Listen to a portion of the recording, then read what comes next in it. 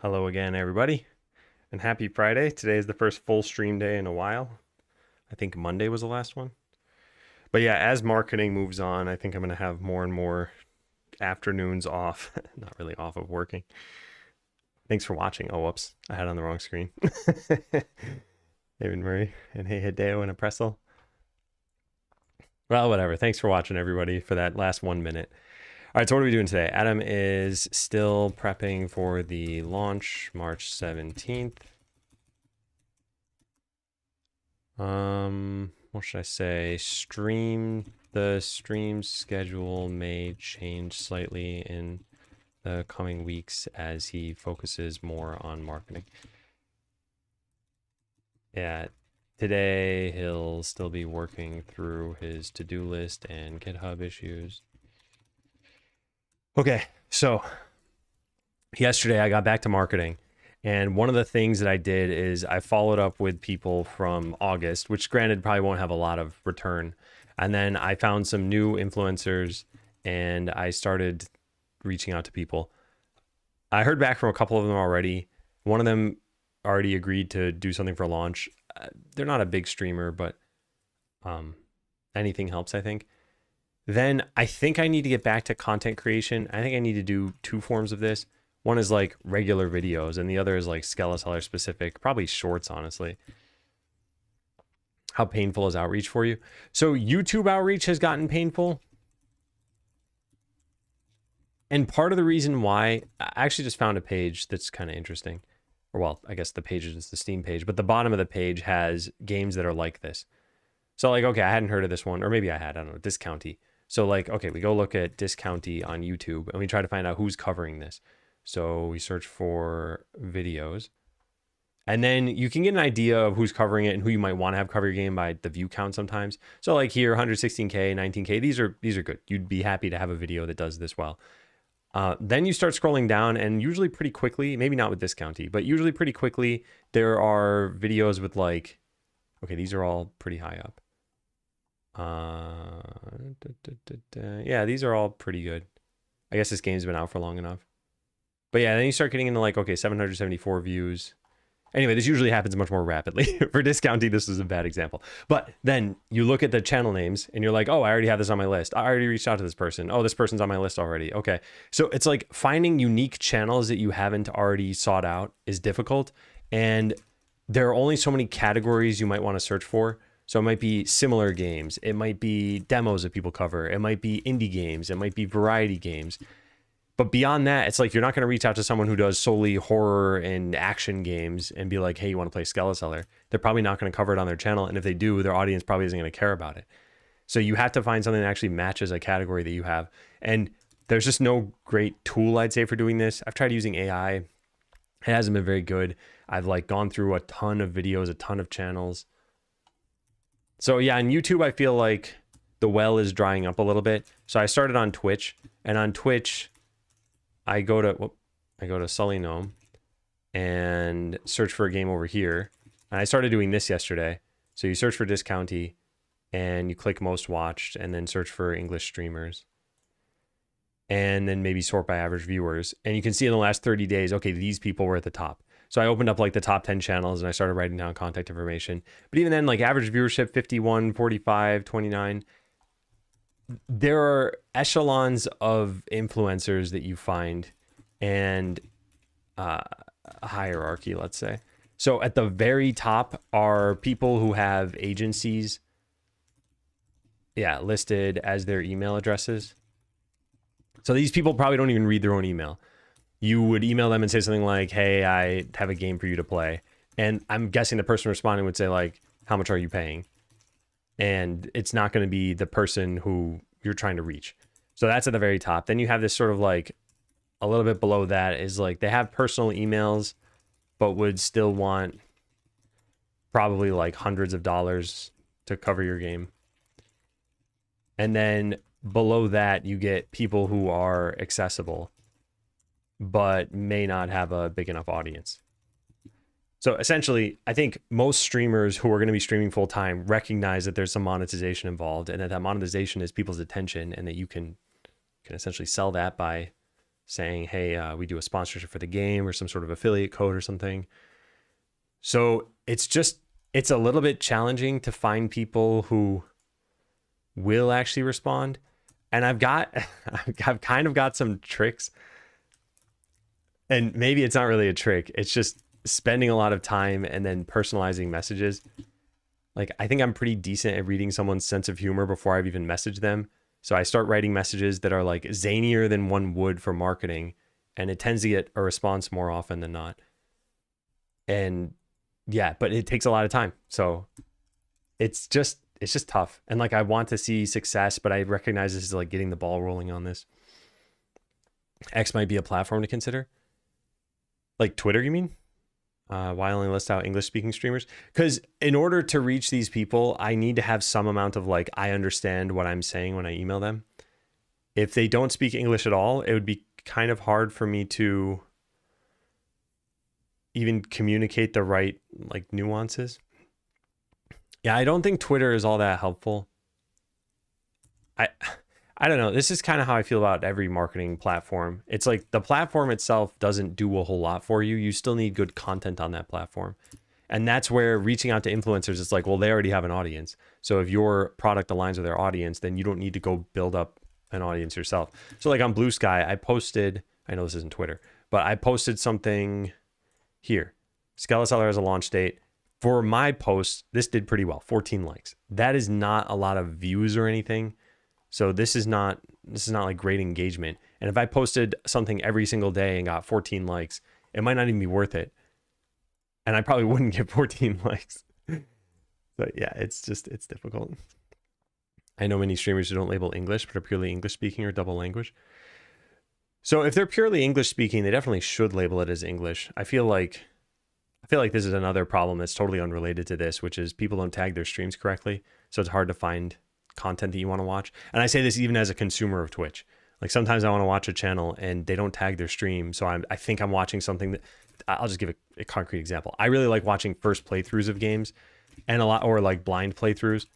And a lot of people use these labels to be like, well, like I didn't really play the game before, but they have. And I'm like, oh, I wonder how they're going to experience this event. And they're like, oh, that event that's coming up? Yeah, that's a fun part of the game. And I'm like, what? This is supposed to be your first playthrough. How do you know about this?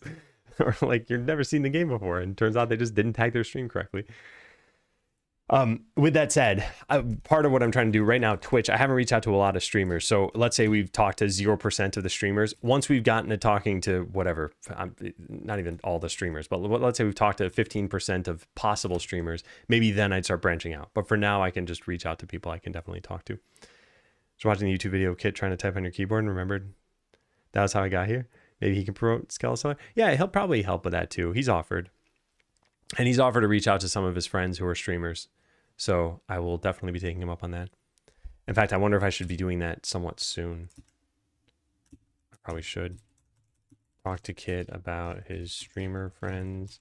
They may want to know about this soon. Yeah. Anyway, okay, so let's get to work. Hideo recently put a bunch of hyphens of some sort into the game, and they're not rendering correctly. So I got to go make sure our font can render these. Also, some languages like German-speaking streamers, who pretty much 9 out of 10 times know English pretty fluently. Yeah. Oh, and I do plan on reaching out to them, just to be clear. I just don't plan on doing that like right now. And part of it too is that Skeleseller, the only language that's fully in it right now is French. So once we get more German in the game, I think then I could reach out to the people. Yeah. Okay, so anyway, we change into French, and now we click this, and there's a little Unicode thing there. So what is this? Yes, here it is. Okay. So this hyphen is a character that we can't type, and we need to be able to. So let's go to Game, Assets, Fonts. And this is in Skeleseller Regular. Oh man, I might need to do this for all of them, because at any point we could bold this stuff. Okay, all right, I press it. What's that site called? Glypher app, yeah, this. All right, I gotta learn this process. Do we have something here? Editing fonts. Adding glyphs. So for example, suppose we want to add a, I'm not actually totally sure what this is, a soft hyphen maybe? Can I copy this into Google and non-breaking hyphen? Yeah, it's this.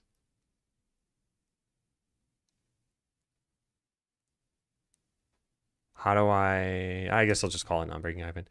Suppose we want to add a non-breaking hyphen. Yeah, so how do we do this? Because I don't actually know how.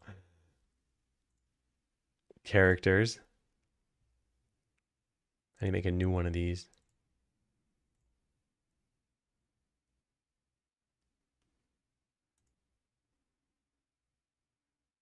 Oh, there are already a bunch of hyphens here.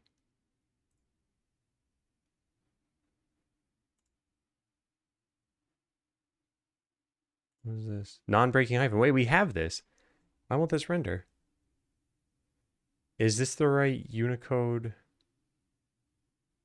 I'm not even figure that out. Attributes? Character info? Yeah, it's right there. 2011. Maybe this isn't the font that we're using? Because this should definitely work. Let me make a new scene and add in a rich text label and type hi there. So that's a non-breaking hyphen and it doesn't render. And we loaded up what, the main font? I don't even know how we check this. What am I looking at right now? Editing Skeleseller hand. Okay, I see. This is a different font. This is Skeleseller main. I loaded Skeleseller hand. Is that what's selected here? Yes. Whoops. Okay. My bad. Yeah, so we need to load this one up. Can we start a new project somehow? There we go. Skeleseller main. So this one does not have the non-breaking hyphen. And I got to figure out how we add this. So it was in general punctuation. Yep. So these are not set. Or I think they're not set. Character info. This is regular hyphen. Whoops. Oh my God. This site. I want the next one. En dash. No.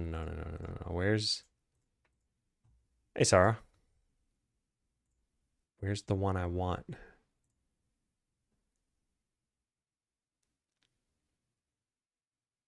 Item was created. Item does not yet exist. Click to create. Okay. So here's what we got to do. So I'm going to take a picture of this. That didn't work. I want to take a picture of the tooltip as well. But I don't think we can get that. No, we can't. Oh, man.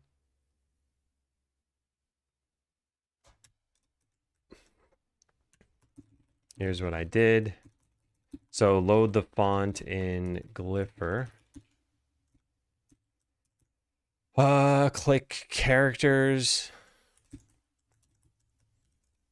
Go to characters, general punctuation, hover over. Man, I'd love to take a picture of this. Oh, you know what we could do?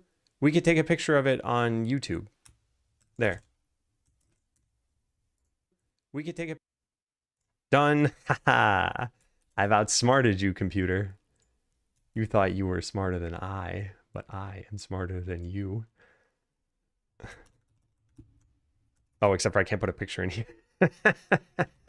I mean, I could. It's marked down, but yeah, whatever. Okay, so hover over.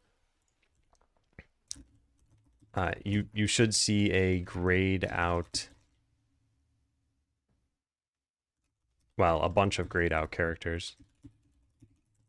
Hover over them to see the name and Unicode. What is this? Like code point? I'm not sure if that's what you would call this.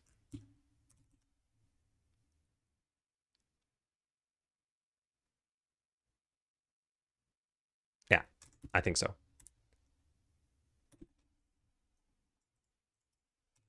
E.g. non-breaking hyphen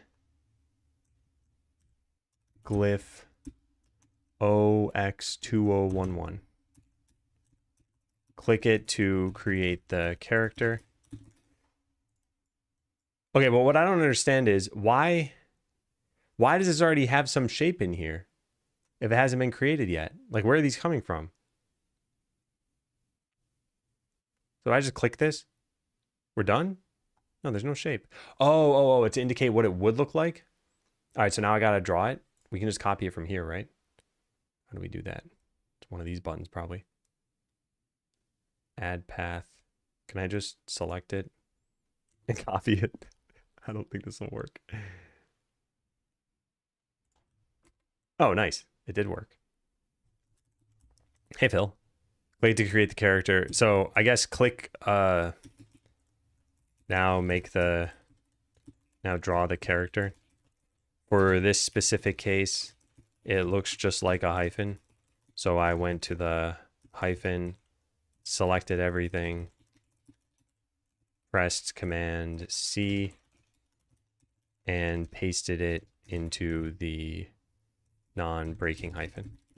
Okay, this isn't bad because this is a character that already existed. If we had to draw one, it'd be tough because I can't draw this stuff. But I think that should do it. So this is the main font. So I want to export. Okay. And I want to go pull that in from over here. Downloads. Skeleseller main regular. Let me delete the regular. And now it should load. Come on, come on, come on, come on, come on, come on, come on. This takes a while. This is normal. We're just waiting for this character to go away. The suspense is killing me. Okay, it didn't work. Like, you can see the hyphen there, but it doesn't know how to space this.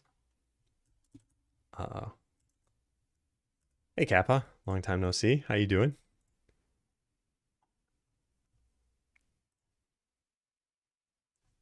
I don't know what I'm doing wrong here. Maybe I need to set these things. All right, let's just take a picture of this. Oh, wait, this is an EN dash. Where's the hyphen? I mean, I guess technically that is the hyphen. EM dash, EN dash, hyphen. Okay. New year, new me. Yeah, happy new year. I am doing well.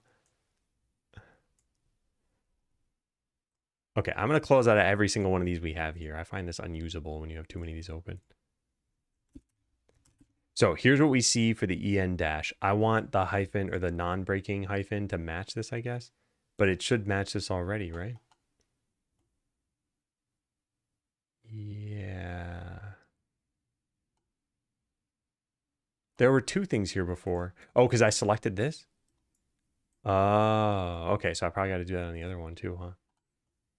But I copy pasted, so I don't know what else I could possibly have to do here. I can't select this now because of that button? No, this button.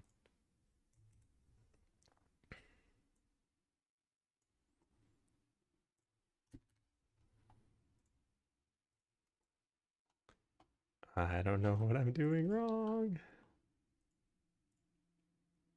Yeah, this is all the same. Maybe I need to type specifically an EN dash and I'd see the same thing happen. EN dash, here we go. How do I copy this? There.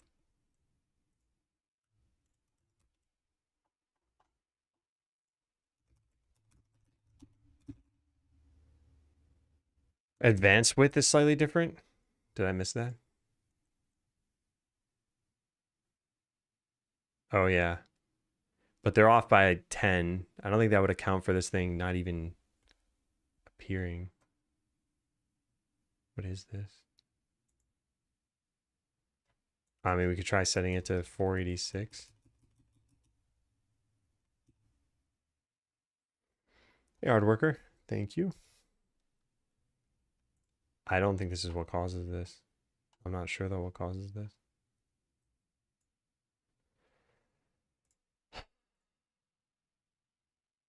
Maybe I just need to reload the project or something.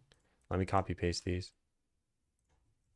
And I'll write a thing saying this is non-breaking and this is an en dash.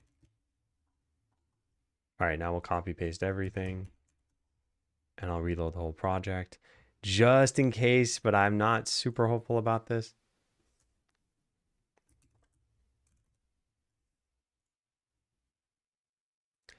Man, I was expecting this to be very quick.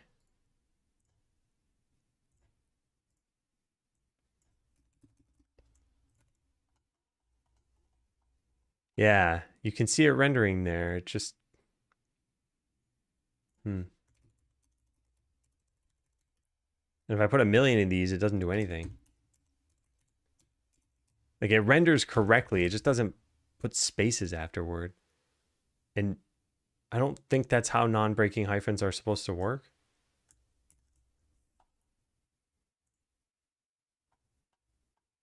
Did anyone ever talk about these online? Non-breaking. Looks identical, but word processors do not break words at it. Yeah, it should render normally. I mean, I did change the advanced width, so it's possible that had something to do with this. But I don't know. Yeah, I don't see anything else that I would need to do here.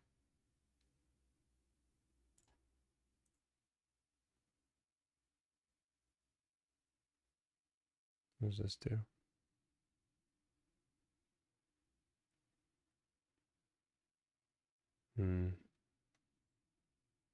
Well, what if I just copy it from here? Like maybe I copied it wrong. And then I use paste from this. And then we export it.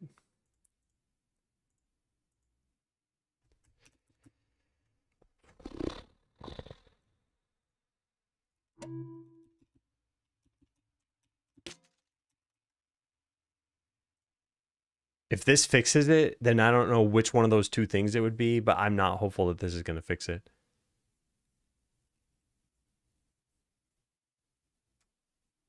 Yeah. In which case, I'll look up specific font things to try to figure this out. Oh, that fixed it. Oh my God. Okay. Well, which one of those did it? Was it setting this to 86 instead of 96? If so, Kappa gets a point. Let's try it. Wow, that's great. Because that means that we're not going to have to struggle with this. I mean, I still have a little bit of work to do, but I don't mind doing a little bit of work. I mind when I am hitting my head against a brick wall. So delete this, set this here. Okay, so now does this break it? Because if so, it was just setting the wrong width, which I don't really understand. Maybe I set the width so high that it like wrapped to 0 basically because the glyph wasn't that big. That could potentially make sense. Fonts have a lot of complexities to them. And I want to just deal with this looks like a hyphen. No, all that did is change it a little bit. What? So then it was copy pasting it that did it? So I just copy pasted stupidly? So we go to the breaking hyphen, this one.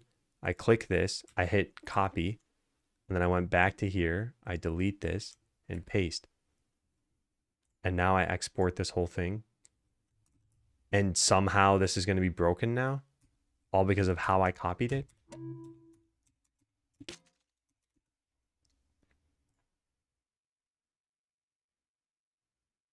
So if the there moves to the left, then yes, that's the problem. If it doesn't, I don't know what I did.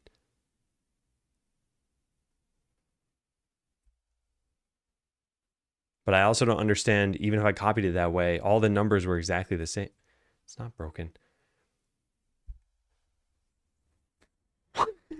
I don't know. I don't know what I did. It looked exactly like how it looks now, right? I even have a picture of what we had for the other one. Oh, this says 496 now. Wait, but I changed that, right? Maybe, I don't know.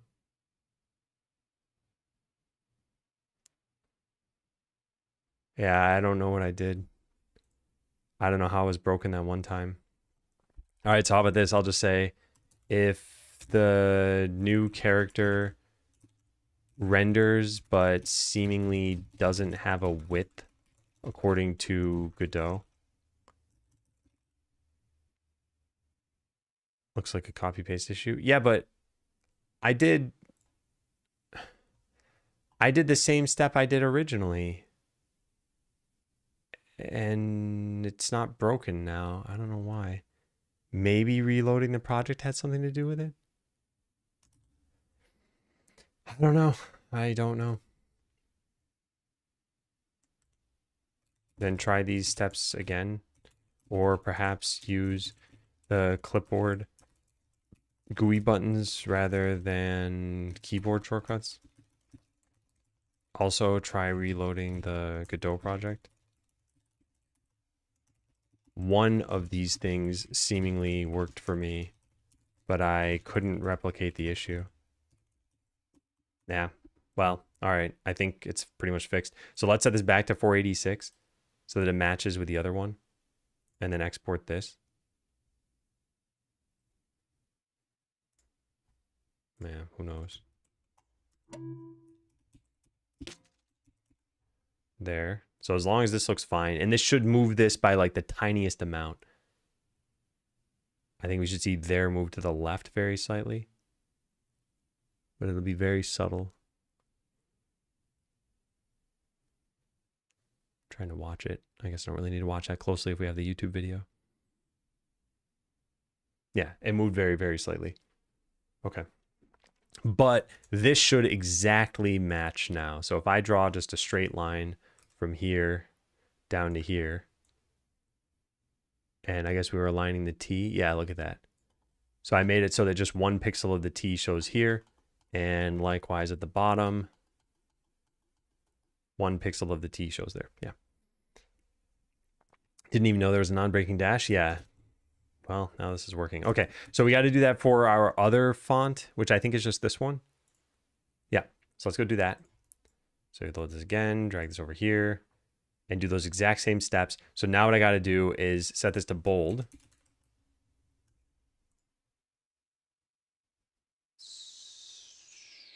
What? Why doesn't this break in the bold font? Maybe because it falls back to the non-bold font? Developers. Huh. I don't understand this. It didn't render in the regular font. Maybe this isn't the regular font. Oh, no, it's not. It's not the bold font. Yeah, that's why. Okay, we got to change the font to be bold. Quick load, bold. Ah! There is a problem. We need to fix that. Okay, so we click this. Well, we click this one first. And then copy. Is that even copy? I don't even know what I just clicked. Yes. Okay. Then we go back to here. Non-breaking and hit paste. And then don't touch anything. Except for here it says the advanced width is 0. Doesn't seem right. Yeah, here it's 506. Now here it says 521. I'm just going to type 506. All right, so let's export that one. I don't think a Pressel's here anymore. Skeleteller main bold, paste, replace, and we're done. Hey, look at that. Why didn't that one take forever to load? Neat. All right, that was not very hard. I just needed to generate these instructions. Yeah, and this will be unreadable. So now if we load the game, we will no longer see that as a problem. Thank you, Matt. Yeah, nice. Nice. Cool. All right, so all we're going to do is look through a bunch of French and see, does anything render incorrectly? As in, do we see Unicode code points? Because I don't so far. Looks good. We're just looking for boxy characters. I guess we can do that. I don't see any. Yeah. Oh, that's a problem. But we're going to go fix that. Yeah, I'll write a little note to myself. That's the only problem, though, in French, right? Everything else is good? Yeah. That'll be easy to fix. But yeah, let's look through all of their skills. I'm going to just do this really quickly. I'm actually not really super concerned if there's like one random character that has a boxy character there instead, because people would be like, oh, that's okay. He's a dumb American. And I am. Yeah, everything's looking good so far. Yep, cool. I'm technically not looking at the innate skills. I should be looking at those too, but yeah, I don't see any weird things going on here. Now, technically, it's not just showing boxy characters. It's also anything with an accent should be in the same font. And I think it is. Like, that looks fine. But it's possible that not all of them work. But yeah, I think that was pretty good. Okay. We can look through some dialogue now if we want. Oh, you know what dialogue I want to look at is the wavy one. This. That looks fine. Yeah, okay, cool. All right, so add non-breaking hyphen to font. I also added instructions for this without the non-breaking hyphen. French would show with the 2011 code point character.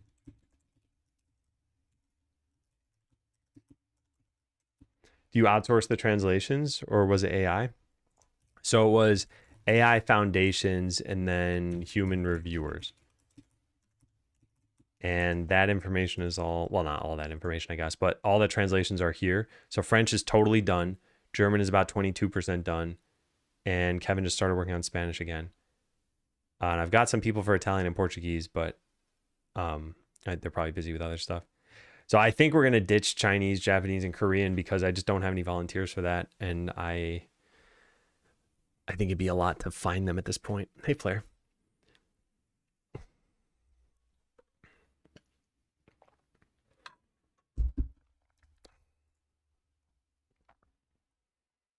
Okay, so next problem we got to fix is this. And that comes from here, I want to say. German. Can I search for German? Yeah, right there. So else if locale equals French and adventurer class is the spirit caller, we're going to set the font size lower. Let's start by setting it to 17 and just see what happens. I don't mind if this takes a little bit of time to do. So I'll just save and we'll reload this. Hey, Pork, how many wish lists we up to? It's been rising a little bit faster lately, and I wonder if it's because I recategorized the game on Steam to drop strategy and add RPG, but I don't know for sure. But yeah, I'll look at the count. It is 9413. 9413 on today. So yeah, here's the general growth of it. I think if we just go back to like 3 months, we should see the rate rise a little bit, I think. Yeah, and I'm not really sure why that's happening. So this green bar is the good bar. The higher this is, the better. The lower the brown one is, the better. But deletions have also risen quite a lot. At least from like a year ago. I mean, you can't delete something that doesn't exist on your list, so you needed people to add it first. But at least deletions aren't like skyrocketing. Yeah.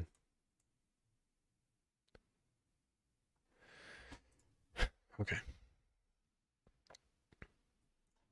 I believe in freedom and bald eagle. Have you seen It's Always Sunny in Philadelphia? There's a debate scene where Mac is trying to convince the others something evolution related, I think. I don't remember what. Anyway, I think about that scene a lot. Rock, flag, and eagle. Yeah, he's got a point. That's not the exact quote. All right, so now we go load this up. Mode calcium is hilarious. Wait until you see what it stands for. I'll show you in a sec. Yeah, so it still doesn't fit. We got to cut this down to maybe 15. All right, so take a look at what it stands for. I'm not going to try to pronounce this. But it's pretty great. Pretty great. That's all Hideo's doing. Hey, Rain Steps. Seen you stream for many years now. Very consistent work. Thank you. Thank you. And welcome in. I think that's your first chat message since probably the old days, because it didn't mark it as first chat message, but I don't have any history for you. Anyway, this one issue has taken a while. Oh, I guess it's a different issue now. Yeah, it still doesn't fit. So 14? I don't want to go too low here. Is it just a specific joke to that language, or does it not translate? So bone doesn't mean anything in a lot of other languages. Did you hear your name? Yeah, we were complimenting your translation of bone mode. And Sockton very much appreciated this.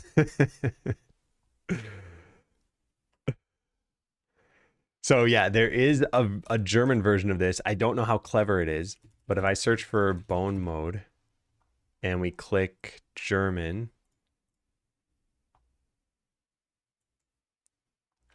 Wait, I don't know what this stands for though. Hold on. Business optimization. Where is it? Oh, I'm searching German. Yeah, here's the German one.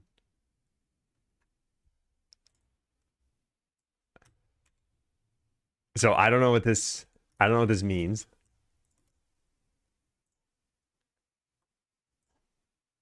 Creative new optimization opportunities sustainably increase efficiency. But yeah.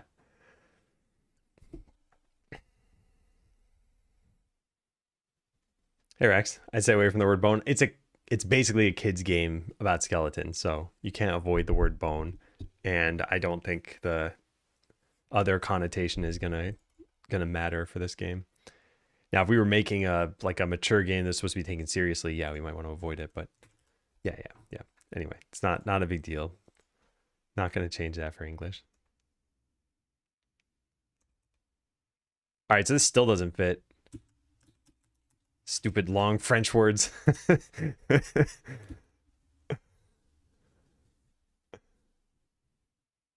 Change it to calcium mode and it'd still be awesome. Yeah, although bone fits really well and it also flows off the tongue a little bit better.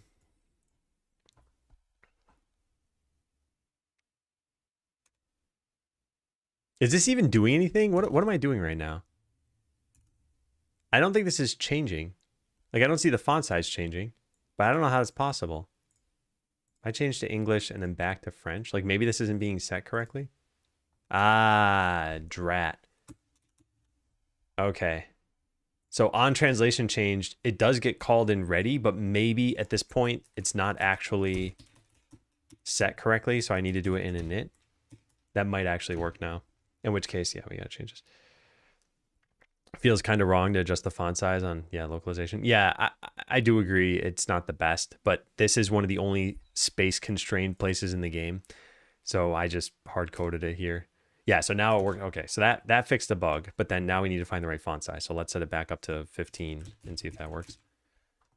And if it doesn't work, we'll just continue to get mad at French.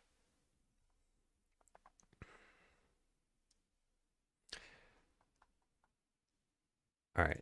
I don't mind if it goes as low as 14 because that's what German has. Yeah, that fits. I mean, the E bumps up against the edge. I think that's fine. Yeah, I think it's fine. Okay, so let's go check. Oh, wait, I didn't check in the original thing. I meant to. Huh, that's weird. Could have sworn I had commit on that. I guess not. So fixed truncation of spirit caller for French. I also fixed a bug where the label size wasn't set correctly since we were, if you loaded while in a different locale, since we were calling that function from ready. Okay, those two problems are fixed. So done with that, done with that. Consider speeding up the pacing of the very early game by just a bit. I don't think we need to do much. Let me take a look at something before we do this. I want to see what happens with the tip system. We have a tip about upgrading the portal. Upgrade town hall. Unlock portal. Augment portal. There it is. Augment portal tip. Does this require that you have 2 adventures? Yes. All right, so here's what I'm thinking. I think we lower the cost very, very slightly of the second adventure. It currently costs 35. I think we lower it to 30. And even this, I'm not totally sure about, because we got some feedback on Discord about this from Rex. I found the start of the game to not be very stimulating. Yeah, maybe it's because there aren't enough fights. And I asked about this, and they said they had the garbage slime. Game is essentially stuck in a loop of manually feeding the slime until you can raise enough gold to be able to hire a second adventurer. So the thing I did not ask is, did they unlock the canyon before getting the second adventurer? Because some people get the canyon first and then get the adventurer. Unlocking the canyon on its own does nothing, so it's a waste of 35 gold. But this will kind of address both issues, maybe. So let me see. It could also be that, well, yeah, let me just see.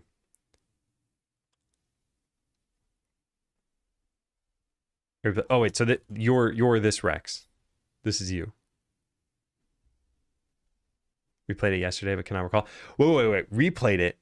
Hold on. So this is your second go at Skeleseller, you're saying? When you messaged this thing? Oh, that changes his feedback slightly. Because I do find it slow on the second time, but I don't think people tend to find it slow on the first time because they're paying attention to the game and learning everything. Now, with that said, I think lowering this by roughly 10% is still maybe not a bad idea. But that context is pretty important because, yeah, when I replay the game, I'm like, oh, yeah, this is slow, but I have to remember that for a new player, it wouldn't be slow. All right, so here's what we're going to do. We're going to start this, not in French. And then I'm going to start a new game here. Let's do that. Oh, wait, no, this isn't valid. I got to go through the tutorial. There. Yeah. I can't just skip that, or else I'll have a bunch of money that I shouldn't have had.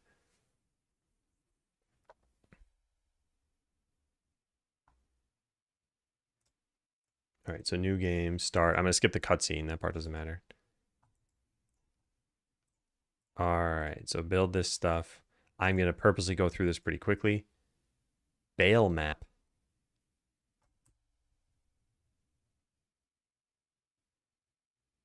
Ooh, you know what happened? Ligatures aren't loading. So settings, the double T isn't working. This is new and bad.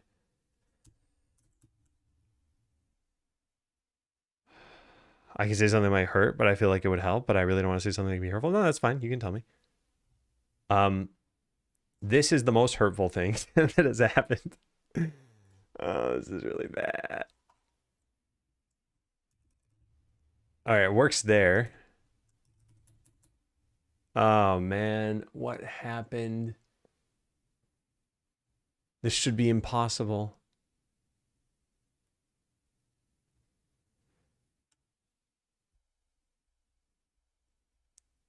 I never translated that word, or your language name's not localized.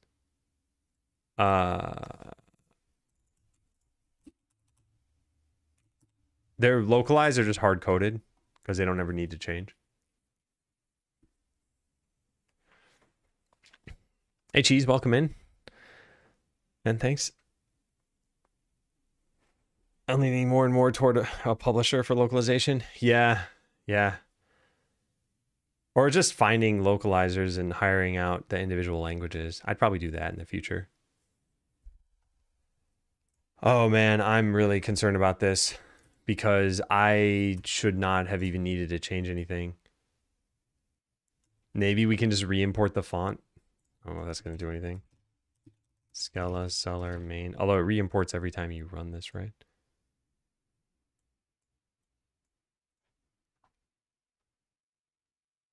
Oh, this is so bad. The reason this is so bad is because imagine loading an image and changing one pixel from blue to red. And then you save it, and now every single pixel is green. You'd be like, I didn't touch the other pixels, though. I didn't touch the ligatures here. So why isn't this working? I don't think this has anything to do with reloading. I think we just deleted them somehow. But I don't know how that could be possible. And I have it on video, everything I did. And I did not touch any ligatures. Rich text label. I just type out battle. Yeah, something got messed up. Oh, man.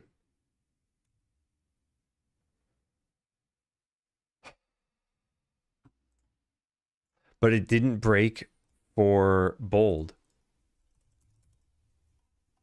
That's not the real bold. Hang on a second.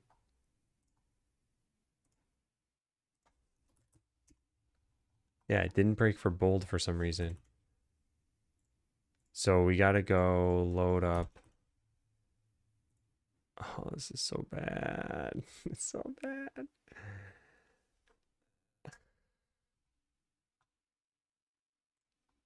Ligatures. They're all gone. They're deleted.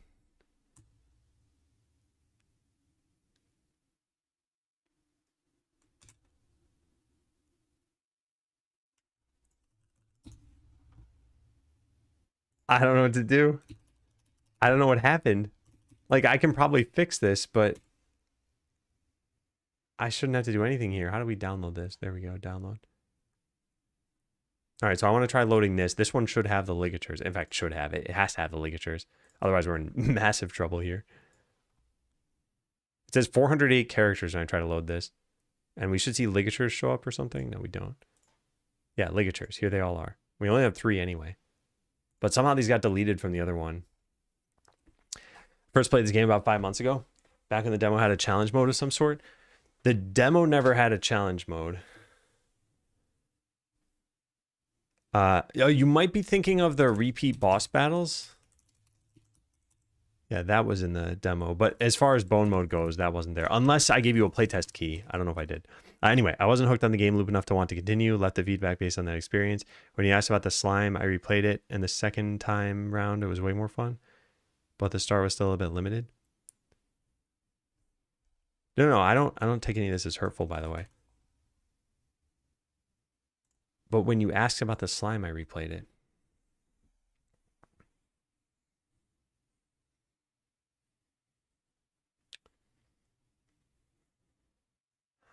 I don't think I totally understand the timeline, because I asked about the slime in this message, right?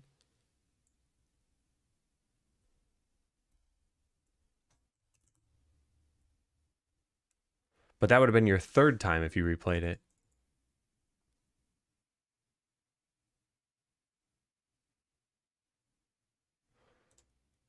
Yeah, I don't think I follow this, but I also don't totally know what to do with this. Like you said, the game loop wasn't fun, but then you tried it again and it was fun. It could just be that 5 months improved the game enough for you to like it. I'm not sure.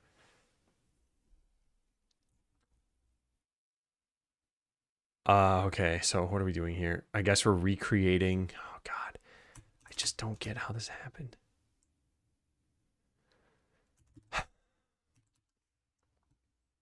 All right, let's push this. I want to take a look at something over here. I don't want to be spending time on this right now. Can I see how many bytes changed in the font?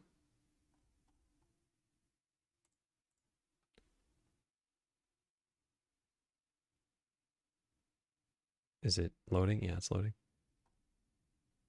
Scala Seller main, 152 bytes. Scala Seller main bold, 116 bytes.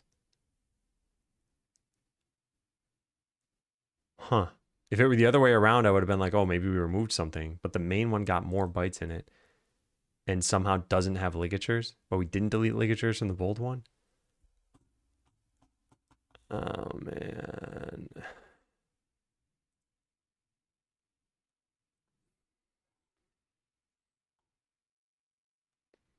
I don't know how I could have done this. All right, let's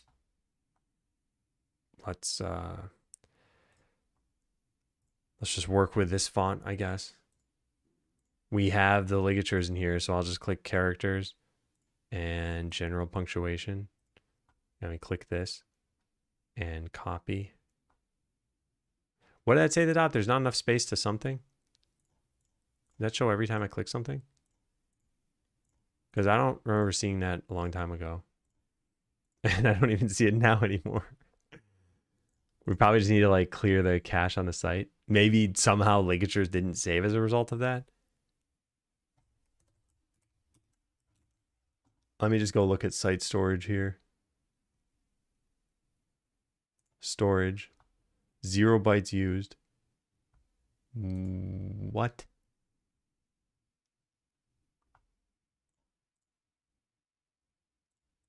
I'm confused.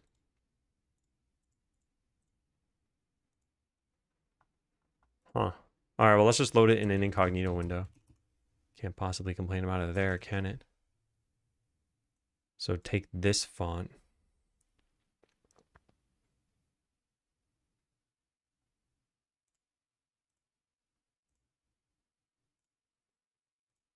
Can't believe this. Copy this over to here, the non-breaking one. Paste. And then export. So when you asked about the slime in Discord yesterday, I replayed to refresh my memory. Yesterday's second gameplay. What I'm trying to say is the start maybe lasts for too long until you get the goal to buy a second adventure. Can't recall if I unlocked the canyon or the second adventure first. That might be something to enforce. I want players to have some freedom, because this is another thing that we heard a long time ago, and it's kind of hard to balance all the feedback at once. So like originally people said the game is too linear, so we opened up perks to be in any order basically. And then at some point it's like, okay, well, now that you have a choice, you could make the wrong choice. So I think by lowering the cost from 35 gold to 30, we're going to do a bunch of things. One, we're going to make it very slightly faster to get to the second adventurer. And two is we're going to slightly steer players toward the cheaper thing. The other thing is that there's a tip that shows up saying you have enough money to unlock the portal.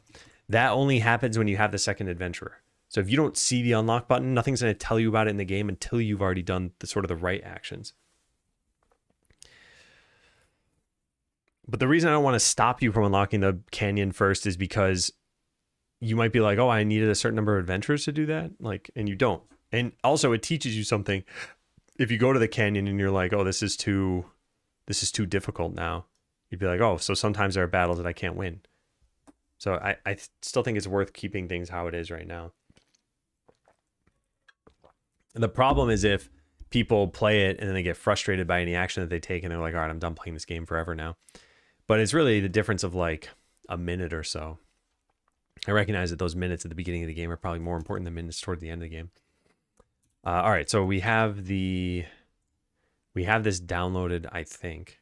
Did I download it? No, I haven't yet.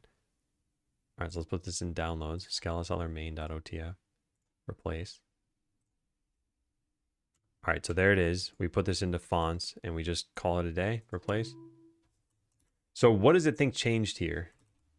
Can I do like git diff, or well, hang on, yeah, we probably can't do this. Git diff this -- short stat. And it tells me about how many deletions there are. How do I get the number of, there's some other stats thing, right? Git diff numstat. Numstat, I think is what I want. Git diff num stat game assets fonts Scalaseller main. No, that doesn't tell me either. How do you figure out git diff show byte difference? Show total size difference. That's kind of what I want.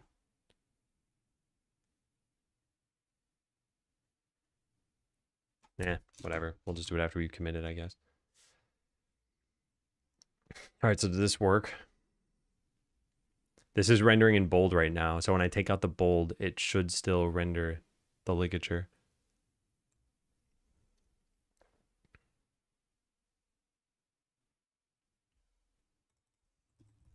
Bing is not better than Google. In fact, I should delete the it works well part. Ecom, Bing. Adam uses Bing because Bing rewards gives him free money. Yeah, that's it. I am not a fan of Bing, and I'm gonna switch. I'm just stubbornly holding out until I get the last achievement on Bing, which is the weirdest thing to say. All right, how's this working now? We turn off bold. Yeah, nice. Now it works. Wow. What about our non-breaking hyphen? I'm guessing this is non-breaking. Although I guess we don't really have any way of telling from this. No, no, this is wrong. No. I hate this so much. Oh, this is so bad. So either the hyphen works or the ligatures work, but not both. You didn't set the character width when you added a new character. The width is always 0. Wait, but it has all the numbers here that are set on the other thing. Oh, this is the wrong thing. Oh, I'm in the wrong tab. Here it is. Yes, you're right. I did not. Okay. Yeah. I guess that answers everything that we had from earlier. And thank you, Quickie Joe. And I should give Kappa a point as well.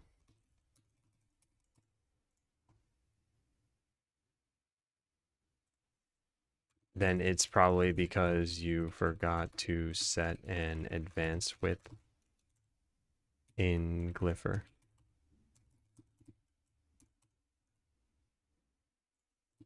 Which defaults to 0. Yeah, so this should be the same thing as this, which is 486. See, okay, that's weird. This is happening now. It shows 496, but before it showed 0. Maybe it's because this thing got clicked? No, it's not that. That's strange. Yeah, that's really strange. I know something's filling this in. Did it delete ligatures all of a sudden? No. I don't know what's going on.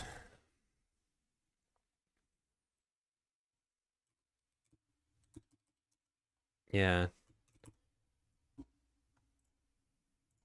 This sucks.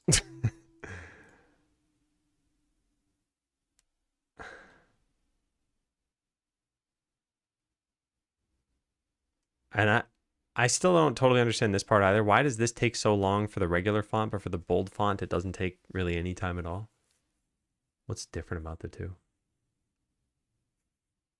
Okay, now it's working. And we got our font here. How do I do this? No, the ligatures are broken now. What is happening? So these are gone? They're not gone. Am I not exporting everything correctly?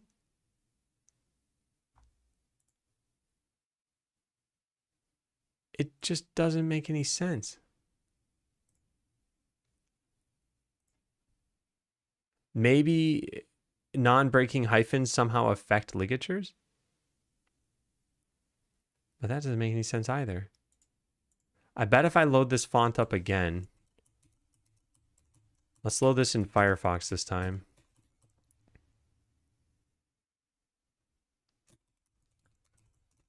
I don't get it. I just don't get it. 409 characters, that's correct, because now we have the new hyphen. Ligatures don't show up.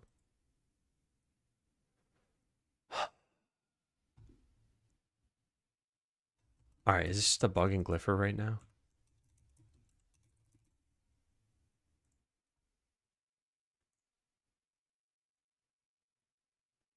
Glyph tile names for ligatures. Search for ligatures.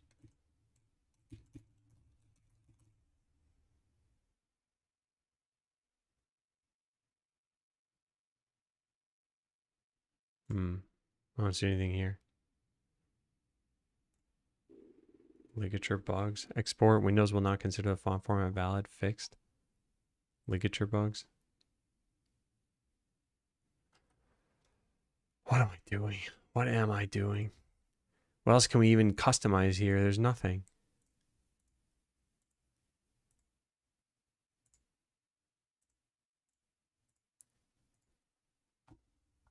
Man.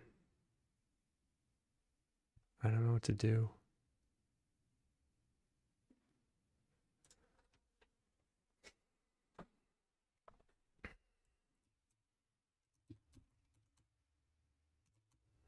Yeah, I don't know what what to do. Ligatures don't seem to export properly. Exporting from the GS2 file. OTF exported on Linux also doesn't have working ligatures. Copied the font exported on my Windows computer.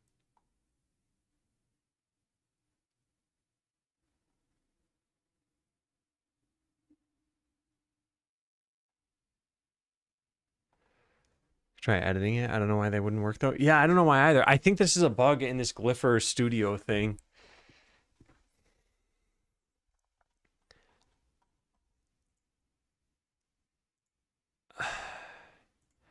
I don't know what to do about it.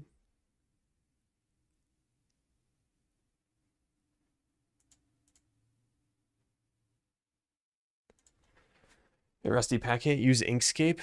Is Inkscape free? Draw freely. Is that what they mean by free though? A free design tool, yeah. Yeah, the thing is I'd been using this up until now and there hadn't been a problem. And I'm still just confused about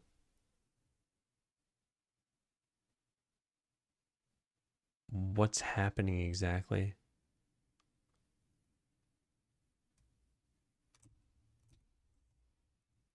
I want to try another couple little things really fast on this. Sorry, I meant Font Forge. Okay, it's Font Forge free. Open source font editor, yeah. Yeah, maybe something like this would work better. Yeah, and I might try this out in a sec, but first let me take a look at this. So we're going to load this up. 410 characters. How to get that? And this is importing kern pairs and it goes down, which makes me think that it doesn't have the ligatures anymore. It doesn't. But this is, oh, this is because I have the wrong font. Oh.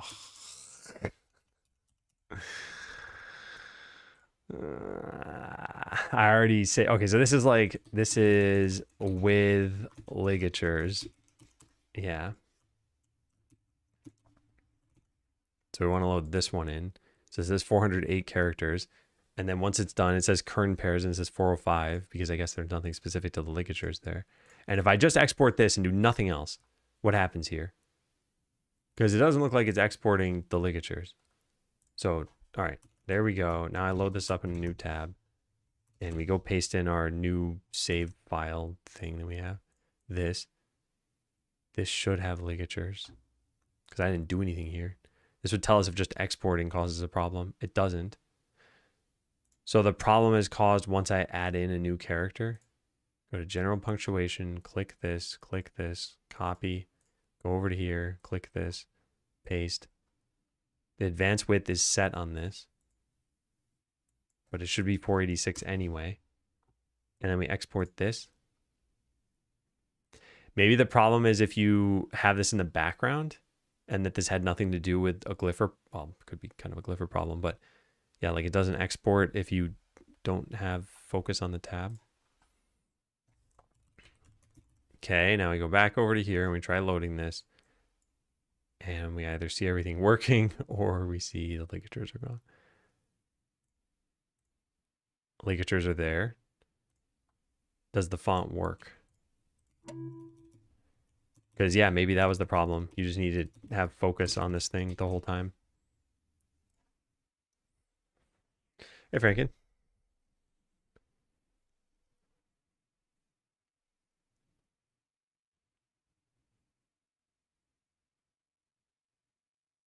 So we should see a hyphen and then a V, not stacked on top of each other. And we should see the word battle.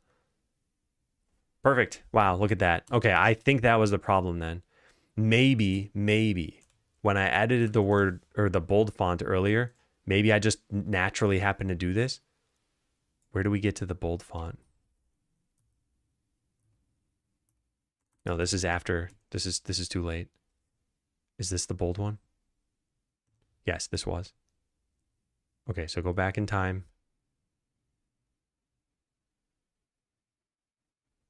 And speed this up a bit.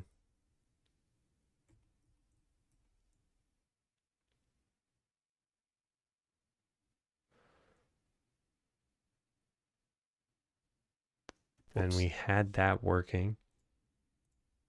So I guess the problem had already happened then.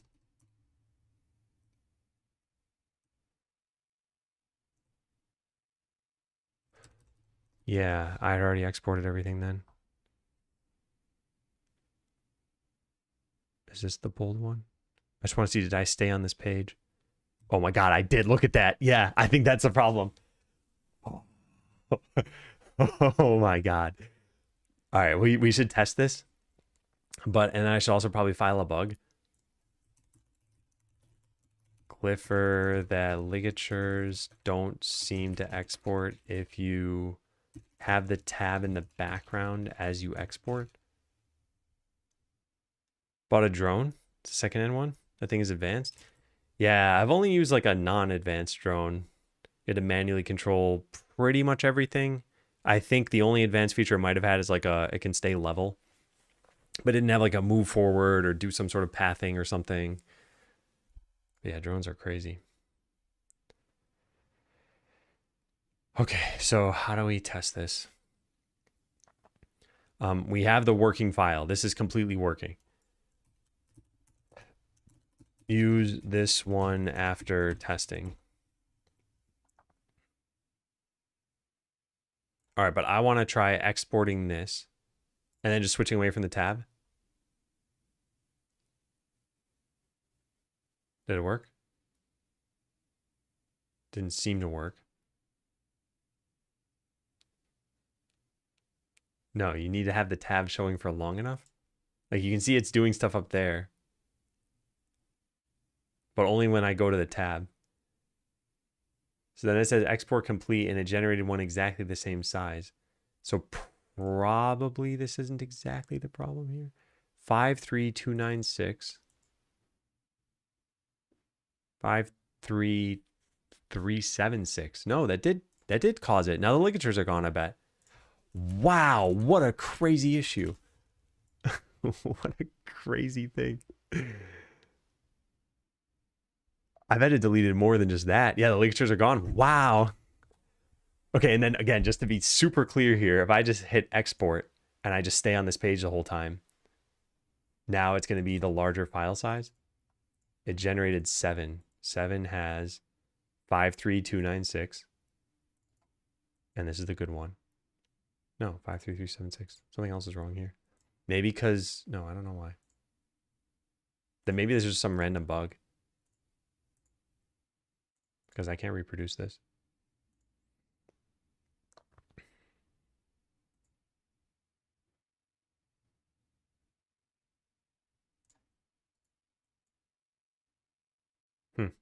Yeah, strange. Maybe once the ligatures are gone, they're just gone. You can't do anything about it. It doesn't have anything to do with the tab. So this is the good one. And we hit export.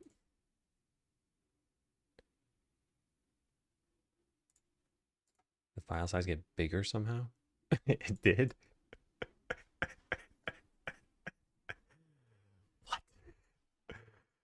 What?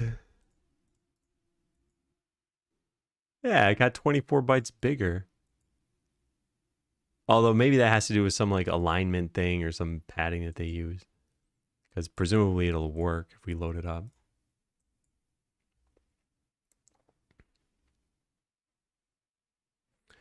I want to create an issue. I'm just not totally sure how to give repro steps for this. And if I can't give repro steps, it's going to be like, oh, sometimes I do something and then this breaks. Let's take a look at this new font and just see, did this one, because this is the one that's bigger than the other ones. Does this render everything correctly? So I'm going to copy this over to here. We're going to give it the right name. And then do that. Highly doubt it's tab switching related, but I love to investigate. I mean, that's the only potential hunch I have so far. Takes way longer for you to export it. I assume the export isn't doing anything when you're on another tab. Yeah, so this is rendering correctly. Okay, I don't know. We gotta file some kind of bug. So GitHub, Glypher. This definitely shouldn't have taken this long. Have I filed a bug on this repo before? Author, me. No, I haven't. Why wouldn't it be corrupted instead of leaving some random stuff out? I'm not sure. So new bug report. Ligatures don't always export. Okay, so I'm not totally sure what the specific repro steps are. But how about this? I'll just link to the live stream. But I have... Wait, let's take a look. So this is like for the first hour of this.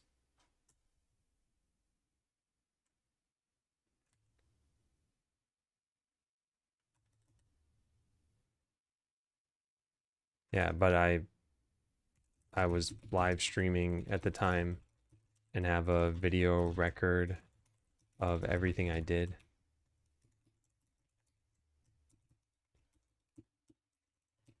I don't suggest watching this whole thing. Repro is somewhere in the first hour. Anyway, steps to reproduce. So I loaded a font. I copied a glyph. I copied the hyphen glyph and created a non-breaking hyphen, then pasted in the hyphen glyph. I manually adjusted the advance width of the non-breaking hyphen. I exported to OTF. This is all being done on Mac OS with Chrome, using Chrome. And it seems like this might have something to do with whether I export while the tab has the focus or not. But I can't verify that. Yeah.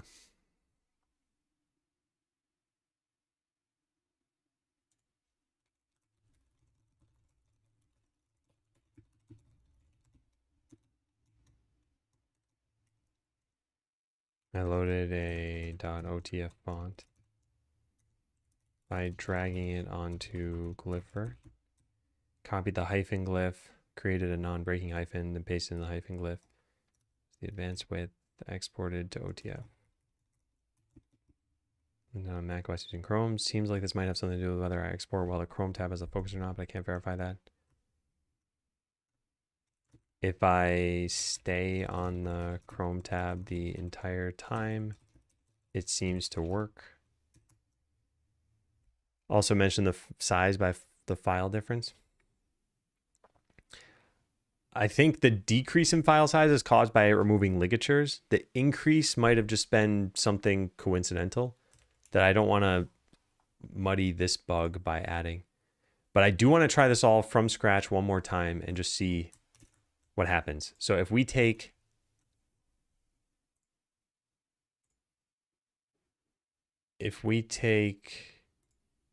this, so download this. This is Skeleton main 1. And I go to that Glypher app and I put this on here. I'm going to do those same steps I had done before. Hey, Remy. So we should have ligatures. Yep. And if I go to characters here and pick general punctuation. By the way, did I write that in my...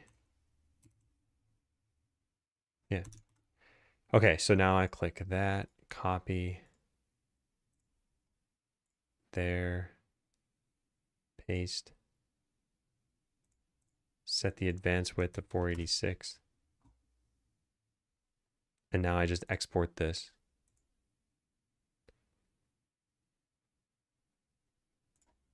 The file size got even bigger. No, it's that. Yeah, so I'm assuming this is going to work now. And so something I'm kind of wondering about is, does it have anything to do with... There's one last thing I want to try here. Because I did do something very slightly differently when I repro'd this, I think. Which is this. I went into general punctuation.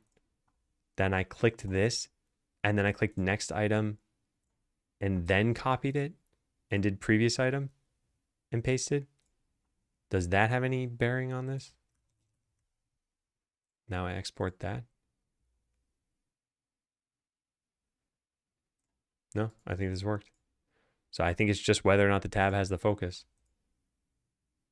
And I'll do one last thing, I think. Let's take this one more time. Gonna do the same thing. We're gonna try to like leave the tab when I was leaving it earlier. General punctuation, click over to here, copy this, go back to here, paste it in, type in 486, and export, and then leave. It doesn't save it though if you do it that way. Yeah. No, this is totally fine still. Huh. I don't know what happened.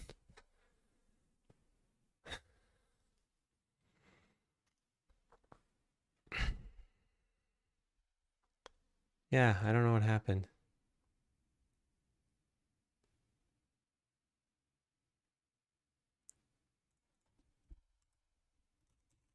The expected behavior.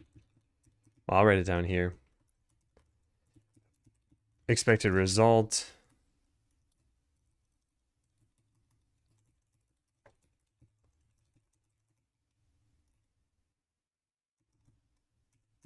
I never touched the ligatures myself during the repro steps.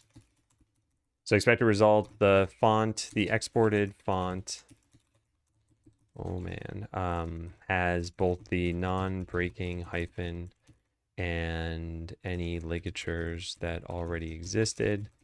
And actual result is the ligatures are totally gone. Well, they're not totally gone from the font, are they? Because if they were, yeah, that wouldn't make any sense. If I typed battle and it looked like it typed bail, that means it knows it's a ligature, but it doesn't have any data about it. But then when I tried loading the font, it didn't have. Yeah, this is different from what I thought. I wonder if it has to do with setting advanced width somehow.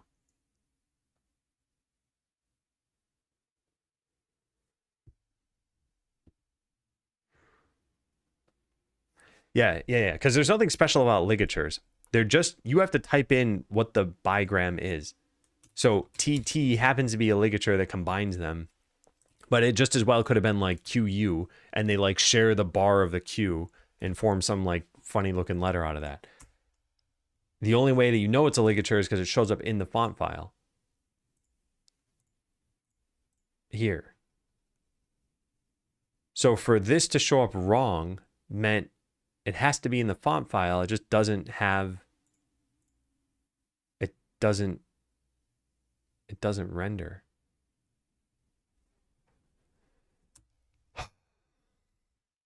Yeah, I'm not totally sure what the cause of this is. I'll just say don't always export correctly. The ligatures,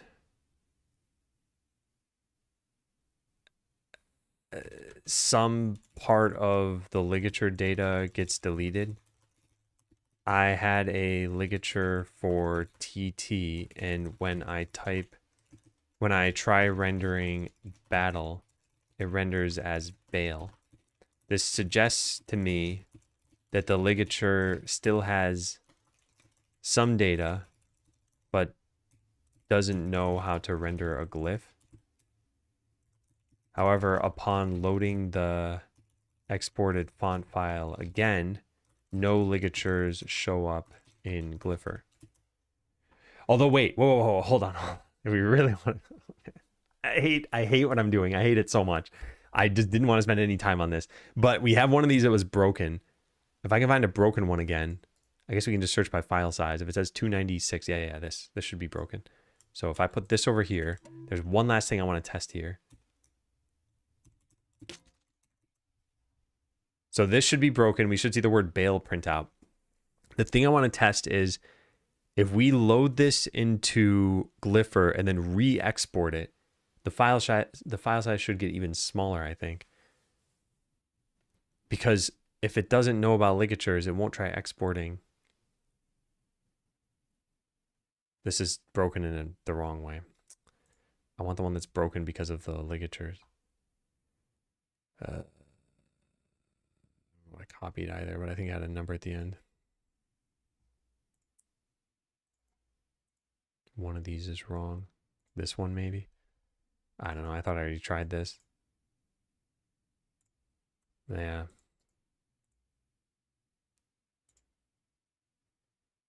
I don't know. It's not worth it. Yeah, I'll just leave it like this. All right, create this. Hey, Yusuf. It's possible that when you load the modified font, it finds an incomplete ligature data, just acts as if they're not there. So I suspect Glypher is the problem here, and I just don't know what. Font data gets saved with ligatures in them, and ligatures contain things like how much you should advance this by, and then the actual glyphs. So these are the glyphs. We are not seeing it advance, and we're not seeing any glyphs show up. But there must be some reference that TT is a ligature. But yeah, let's bail out of this stuff. God, it makes me wonder what's broken in the bold font then that I just never saw because I didn't type enough things. I don't know. Yeah. All right. So this is the one we're going to use. I hate this. There. All right. Now we go.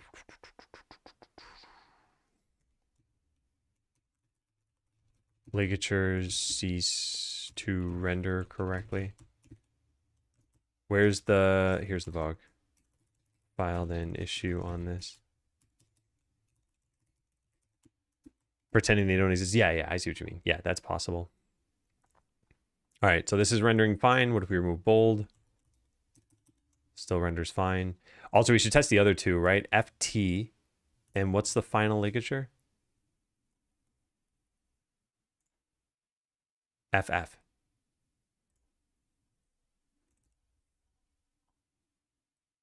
Yeah, those are fine.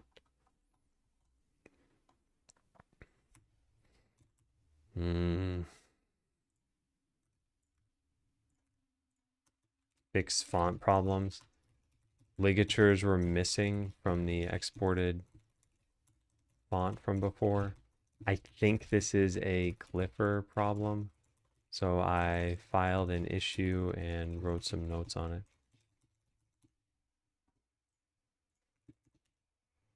Oh, man. All right, well, what were we trying to test here? We were trying to test how long it takes.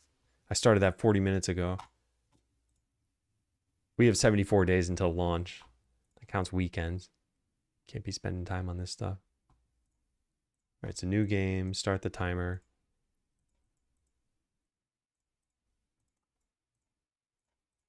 So we're going to zip through this stuff and just see how long this takes. I'm not going to use any speed ups. I'm just going to click things quickly. So there's a debug speed up button on screen. By the way, there's a debug +1 button in Skeleseller and a screenshot on Steam. That shouldn't have made it there. Okay, now we build the potion shop.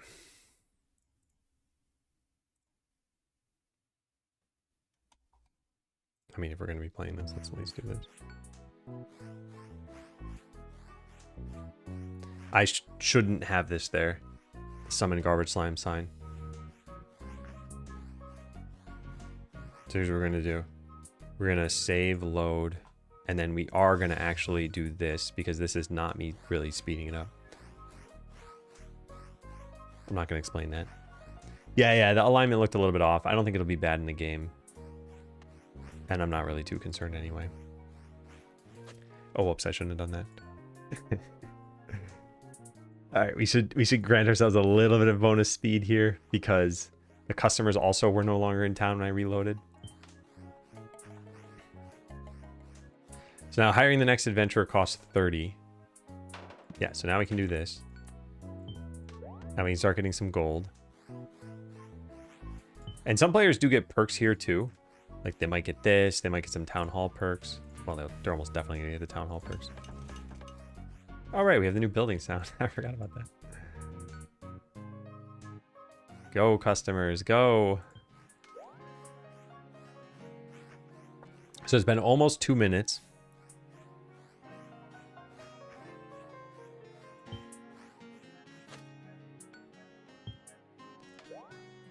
There we go. Now we can get auto battling. Customer's just standing there. Get our 2 gold from both of those. There we go. Now we don't need to touch anything. So now this is where, if all you're trying to do is get to 30 gold again, it started at roughly the 2-minute, 20-second mark. So how long does it take us to actually get to that point?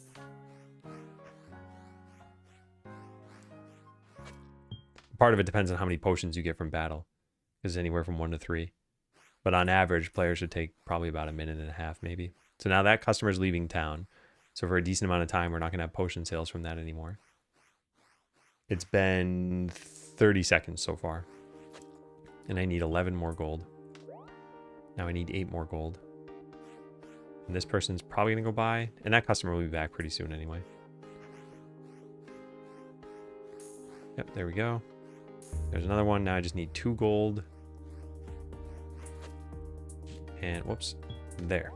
So now I can hire the next adventurer. So that took about 50 seconds, I think. We can start the next battle. And at this point, I'm not very concerned because I feel like now you have enough stuff you can do. So yeah, I think we probably leave it. Oh, let me see. So we're at the 3-minute, like 15-second mark. How long does it take me to get 35 gold now? Because now potions should be in extreme abundance. Like I won't be able to sell them all, so I'm happy to get 2 gold for them. Customers coming back. They're buying stuff.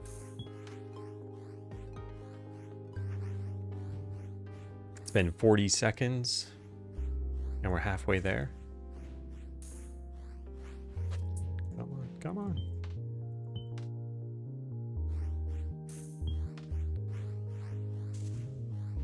Alright.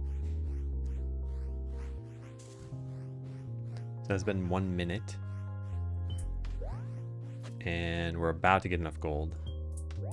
Yep, there it is. Okay, yeah, so it took a little over a minute. And now we could unlock the next location and go fight this. And I could still get some money, although the money doesn't matter at this point because we're going to get a cash infusion from beating the ogre. So yeah, total amount of time spent since I started the new game is 4 minutes and 40 seconds. So we'll probably beat the ogre in the next like 7 seconds or so. Yep. So now it is, okay, it took 4 minutes, 48 seconds to beat the first elite. And now the game opens up quite a lot because you can get all the other buildings and stuff. So I think that's pretty reasonable. We technically sped this up a very small amount. There are other things that could make you lucky and speed this up even more. If the Atom customer joins your town, they always tip. And by having them, you'll sell potions faster. So there's no guarantee that that happens, but if it does happen, it probably shaves like 30 seconds off. Maybe more. I don't know. All right, let's just check this in. I'm happy enough with this. I think this is fine. Lower cost of, or decrease cost of second adventurer. I'm only lowering it by 5 gold, which should barely change the timing. However, it will signal to new players who are keeping an eye on all of the costs that the next adventurer should come before unlocking the next location. Okay, what's next? That's done. That's done. Does the unlock button ever say locked? Because it used to and still should if you can't actually click it. I don't know. We should probably get rid of this.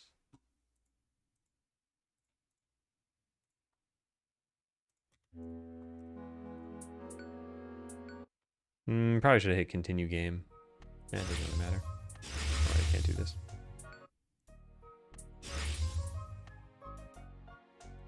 I don't know. Does it ever say lock? Yes, it does. Okay, thank goodness. Okay. Lower quick strike volume by 5 to 10%. How annoying is it?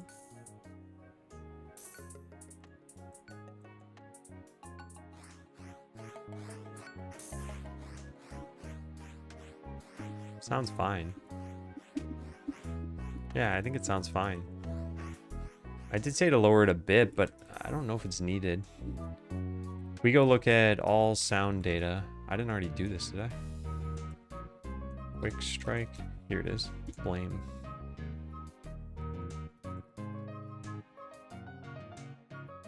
No, I haven't touched this. Take care, Kappa. Thanks for dropping by again. Happy New Year. Lower starting volume by like 5 to 10%. I mean, I wrote it down. We could do it. It just doesn't seem like it's super important. But yeah, let's lower it to like 0.84.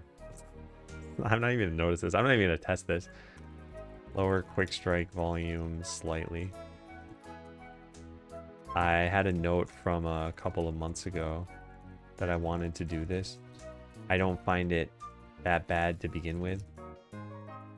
So I'm only lowering it a little bit. Okay. We need a tip for if someone goes 5 to 10 minutes without ever casting a spell.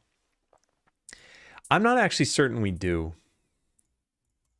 So here's the issue. People beat I think it's the dragon. I don't know. Maybe it's the next boss. And they can get the enchanter and they can get something else like the weapon shop. So they build them both. And then they're just like, okay, I'm done. And they move on and do other things. Well, now you have mana and spells and you never casted them. The reason I don't really think we need a tip about this is because this is very apparent. Like they usually click this character. And then even if you never read that, like at some point you're going to realize there's this whole thing you never touched. So I think just let players learn it on their own probably. So yeah, I don't think I'm going to do anything about that. First time you start a 4th battle, we should say that you can only have 3 battle windows open at once. It should auto dismiss after like 5 minutes. I think this is a nice polish thing that I'm not going to do right now. Add a notification for when a battle window is repurposed.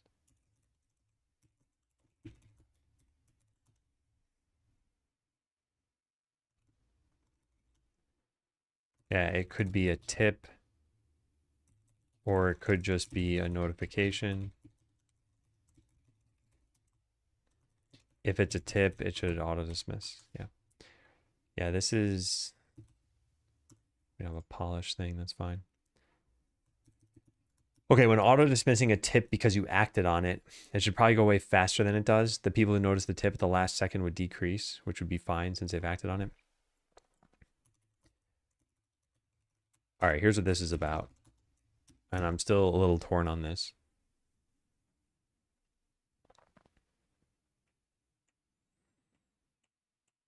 Yeah, I'm a little bit torn on this. So we start a game, we build something. All right, so a tip should pop up in a second. So this one. You have an adventure, a shop, and some customers. Keep battling. Okay, so let's say we go battle. We win this battle, and then we go win another battle. Now, we know that you know what this tip did. So now we can automatically dismiss it. So we detect that you've done this thing. I think it's 2 battles. Maybe it's 3. No, there it goes. So now this timer is, I think it's like 7 seconds long. I'm not sure. But like you can see it go away, and then it's gonna dismiss the tip on its own. So the question is, should that go away faster once you've done this? And I think the answer is yes. Like here it says you have enough money to hire another adventurer. So we click hire. And now it's going to eventually detect that you've done this. And yeah, and then dismiss this thing.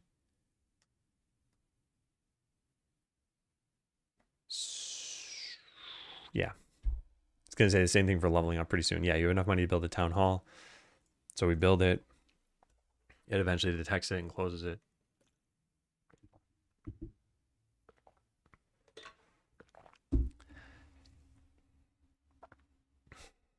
Doesn't really matter. Would have just clicked to dismiss it anyway. Yeah, the problem is, whoops, I didn't mean to do that. The problem is more so for the people who sort of accidentally act on it, and then they're like, oh, what's that tip in the background? And it goes away.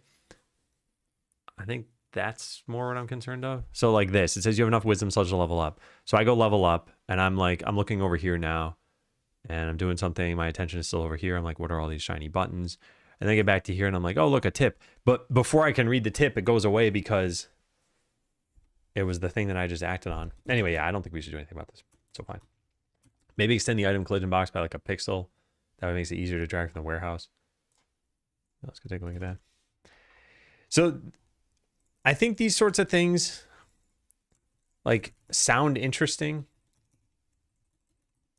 but I've watched a lot of people play Skeleseller, and if someone is confused, it's interesting to see where they look to clarify that confusion.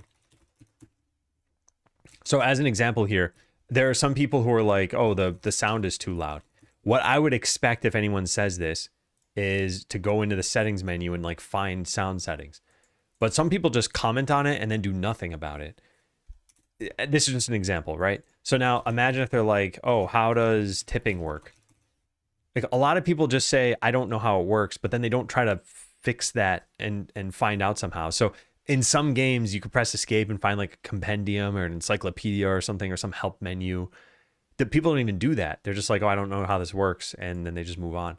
So with something like this, where it's like, oh, what was that tip that showed up? I don't know if people would look for a notification history button, if they would even bother clicking it. Is it like 1% of the player base that would do that anyway? And if they find it, would they be like, oh, okay, that wasn't really that helpful or something? So I'm torn on that. I'm very torn on it.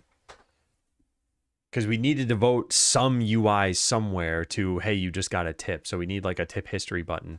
And once you learn the game, you're probably never going to click it. So it's just for new players. And maybe we show it for like 5 minutes after you get a tip and then hide it after that time. It would grind my gears if I can't find information about it. I don't know. I guess the way I look at this is like nothing in this game is so complex that you can't just observe it to learn it. So even if you didn't like read this, which a lot of people don't, by the way, this says allows you to store items without them disappearing. So like you just click build and you're like, well, what just happened? Well, now you're going to realize like, oh, items are going into your warehouse instead of onto the ground. And you'll be like, oh, okay, I guess that's what this does. Most of the time I've seen these things as pending quests instead of tips as a learning instrument. Yeah. I think it all comes down to like how intrusive and how necessary is this thing. So I think the tutorial for Skeleseller is pretty good in that people are engaged and they do learn the game. So in that sense, it's accomplishing the goals that it has. And I think that means we probably shouldn't change it too much.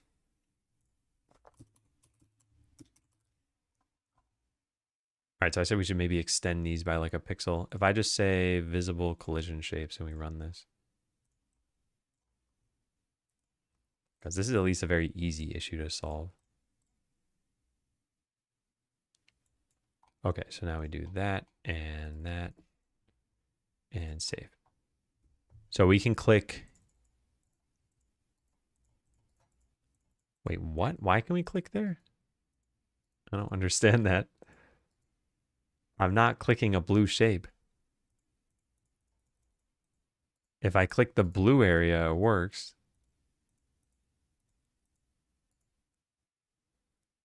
But if I click here, it also works. Oh, they took it. It's weird. Oh, maybe it's set to invisible. It is. Okay, my bad. I don't even know where the item went. There it is. Ah, so it's already a little bit larger than it needs to be. And now that it's visible, did it just make it visible over here too? It did, yeah. Okay. That's a little bit strange, right? That the tooltip doesn't show up when you do that. Why is that the case? What causes a tooltip to show up? I think the item source causes it to show up, yeah. And you can click the item source, or you could click the item. Both work. Or both don't work, and this is another invisible... No, it's not. Yeah, both work. So should we do anything here? It's already decent. Maybe we just make the item display thing a little bit bigger. That could potentially be fine. Yeah, item displays are never that close to one another. And items aren't usually on the ground over here. So yeah, we could make this a little bit bigger. Okay, pretty happy with that. So clickable area is this. How far can we extend it? I guess the side should be extended a little bit. So maybe like 2 pixels in both directions. And then the bottom can only be extended by like a pixel, maybe, if that. I'm not even sure we should do that one. But definitely the sides. So let's increase the sides. 1, 2. And 1, 2. And let's try moving this down by 1. There. Now, does that take place immediately? No. In fact, it looks like it got smaller somehow.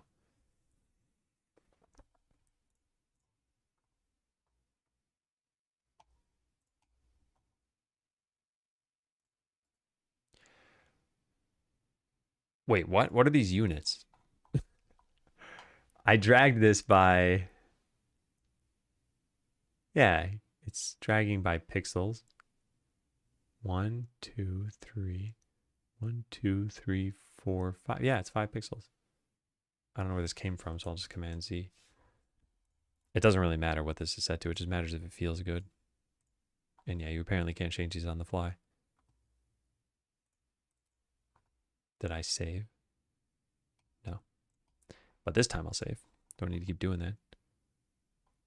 All right, so you normally wouldn't see these blue boxes, of course, but now we can see where to let us click this. And that way you can be a little bit less accurate as you're moving stuff around. Yeah, I think that feels pretty good. So should we expand it even more? Yeah, why not, right? Just make it easier. Okay, so let's do 1 pixel in each of those 3 directions. 1, 1, 1. Now restart.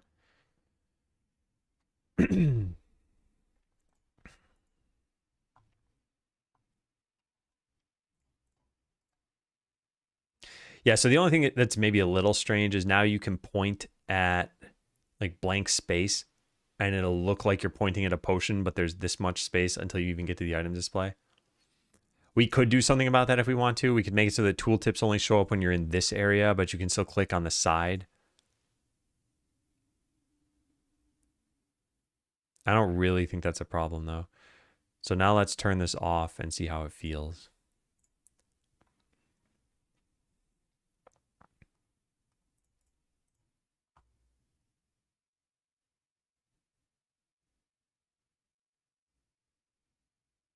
Yeah, I think that's fine.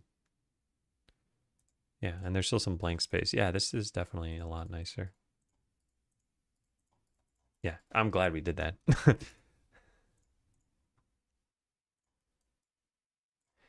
Increase item displays clickable area. This makes it easier to target items with the cursor. It also expands the area in which the tooltip will start showing, which isn't super desirable, but it's not that bad in practice. Could indicate on the quest progress board when you've completely filled a particular item, maybe put a checkbox. We could also just change the color of it. So for the first quest, it doesn't really matter, but for the second quest, you have 2 items. So what happens when you get... Do we have boots? No. All right, let's go here and just send all our adventurers there. And they're going to get way too many yellow potions. In fact, let's make the row go even faster. There. So now we're going to put all the yellow potions in. Let's just speed this up. So here's the case that I'm talking about, where you have all of one item in, and it's obvious that you have all of them because it says 8 out of 8. So like, you know, you've done it. But what if this turned green? I think it'd look pretty nice. I don't think we need a check mark or anything. Yeah, I think we just change it green. Got my first Android project idea. It's an expense tracker. Nice. Yeah.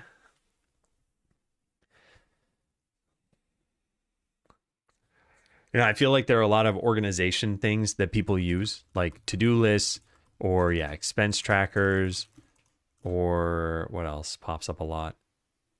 I was going to say diet trackers and exercise trackers to some extent, but that's not super common compared to just to-do lists and expense. But yeah, that lots of people or lots of companies try to make a version of this. And I think making something that works for you is reasonable. $1 billion idea. Well, I mean, maybe there are businesses that have done this sort of thing, and they typically will like automatically pull in either your bank or your credit card or debit card data and then categorize it and then show you charts and stuff. And I think people appreciate that. I always kind of wonder, how much does it help people change their spending habits? Because that might not be someone's goal. It might not be to change your habits. I always kind of think about this when it comes to exercise trackers, like a Fitbit or something. A lot of people have these, or actually now a lot of the smartwatches will do this too. It's like an Apple Watch will track your exercise. How many people use that and change their habits? And the most common one I've seen, and this isn't like a large data set or anything, is the 10,000 steps thing. This, if you're at the end of the day and you see, oh, I've done 8,000 steps, it might actually convince you to go walk another 2,000 steps. But I think otherwise, seeing like, oh, hey, here's how much you exercise in the week, I think a lot of people are like, oh, okay. I have an expense tracker. It's my bank statement.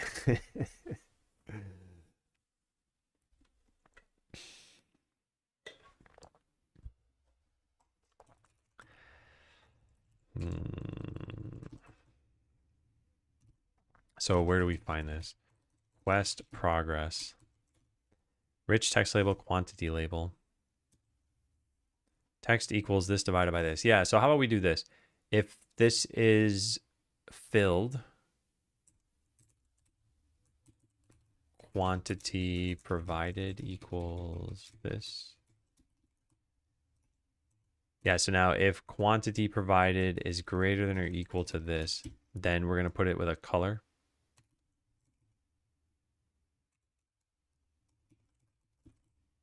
Let's just get the text. Yeah, so like string base text equals this.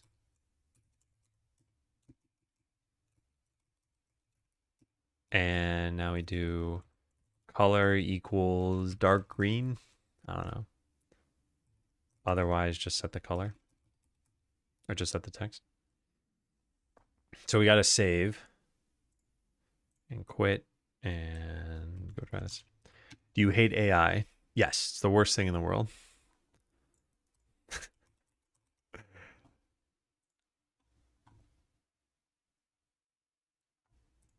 All right, continue. All right, that's bad. Maybe just green. Indian banks are not that supportive. They don't share data or allow you to use it unless you're backed by some giant corporation.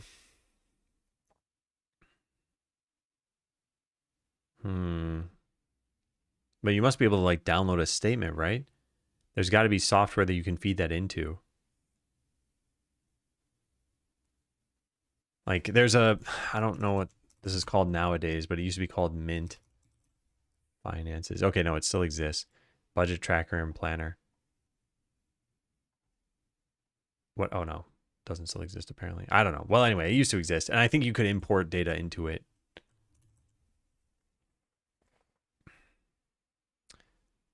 Yeah. I was being facetious. I don't hate AI.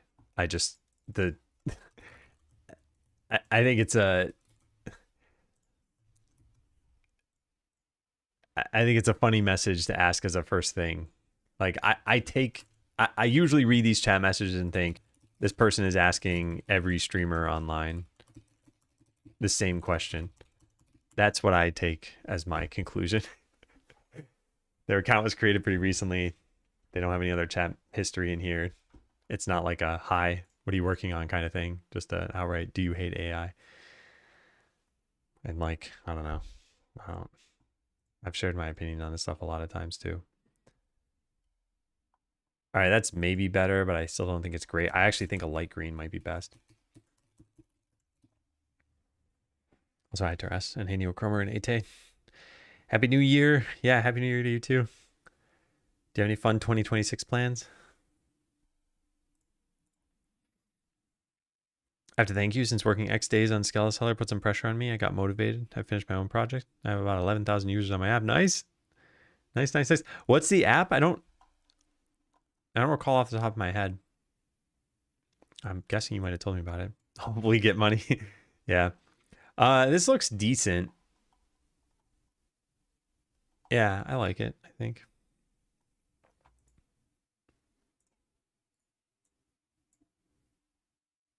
Oh, the MTG thing. Yeah. Yeah, that's great. I like your logo that you have. Very cool. Buy me a booster. How many boosters have you gotten from that? When do you plan to launch the full game? It will be on March 17th. 2 only? Okay, well, I mean, it's still better than nothing. Yeah, all right. I think this is fine. I think this is good enough. Although...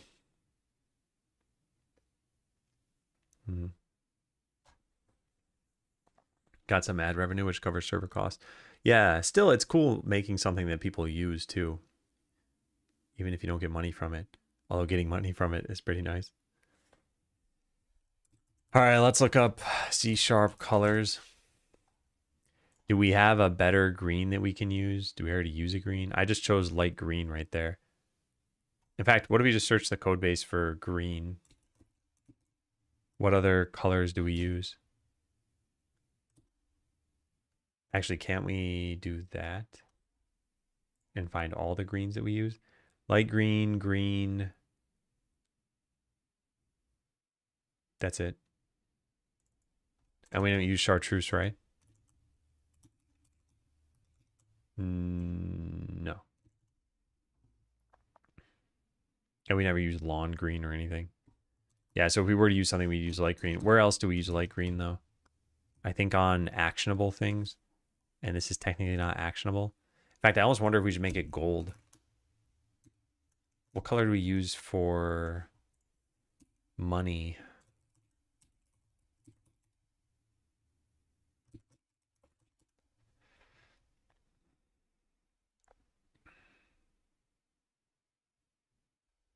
Full Sephiroth?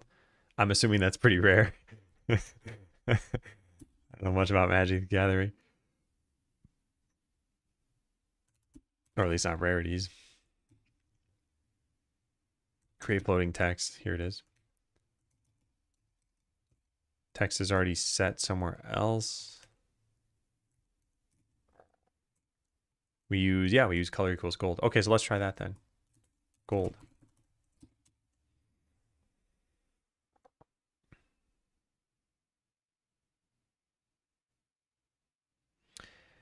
I had a similar ad for another game. AdSense told me my site added little value. I wonder how much of that comes down to who's reviewing it on the AdSense team. Like someone doesn't like games or something. Oh, they probably have something. Oh, this looks pretty good. I like that. Yeah. I don't like that as you zoom out, it's less readable. But part of that has to do with we're rendering this in like world space here, instead of rendering it in screen space and then putting the screen space thing into world space. But I don't care too much about that. Okay.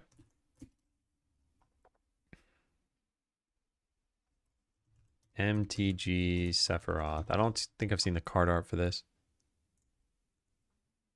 Oh, there's like a lot of different ones that show up when you search for it. I'm guessing not all of these are the real card. There was some Chocobo, Sage's Chocobo or something. Yeah. I like the card art on this one. I think it's very cute. Whoops. Saved. What does it even do? Yeah, this. Hey, Rainy. How you doing?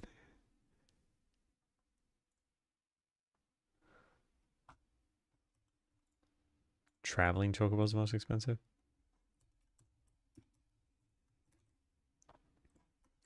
Color quest progress differently when fulfilled. The text now shows in gold when you've hit the limit for an item. Cool.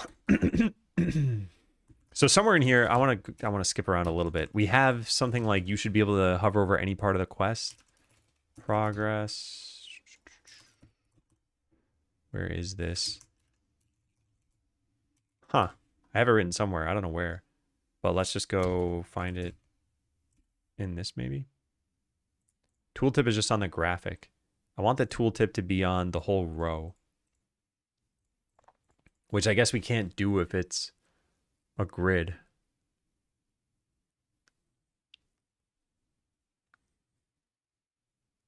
But why is this a grid then? It doesn't need to be a grid. I don't think, because the icons are always the same size. So shouldn't the left always be aligned and then the right will expand as needed? So if I type like 0 out of 200, for example, I don't think we need a grid for this. Yeah, I'm pretty sure we don't. Wanted to spend the evening working on an app, but can't get into it. Are you feeling better? Did the doctors cure you?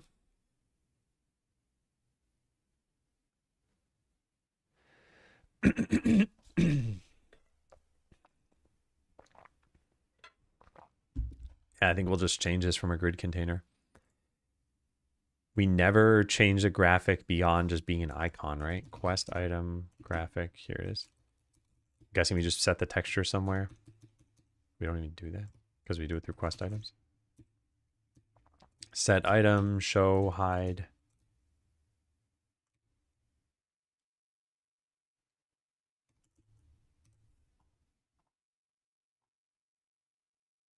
Wow, interesting. Yeah, I think we're going to change this. As long as it doesn't get worse. There's been some slight improvement. Man, that's nuts. Yeah, that's crazy. I do hope you get better. Tip system. Mouse entered is already connected. Okay, this we got to fix.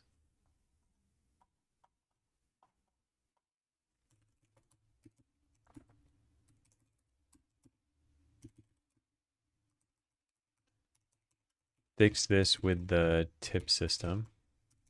And then make it so that you can hover over the whole row of a quest progress item. All right, so how do we change this? This is a grid container right now. It's got to be a VBox container of HBox containers. Okay. HBox container. And we set a tooltip that we need. Wait a second, what? Funny. How do we get that tooltip? Do we call get node on this? Huh, how do we do this?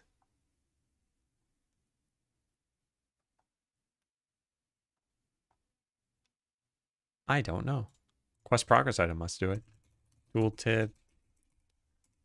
Set item calls update tooltip, which does this stuff. Okay. Well, that can't work anymore. Yeah, that can't work anymore. All right, so we need a graphic. And I want the tooltip on the HBox container, which I also don't think we can do. And then we want the label over here. Because now this is... Yeah, if this is showing or not is going to cause this thing to happen. Maybe we don't use tooltip on parent anymore.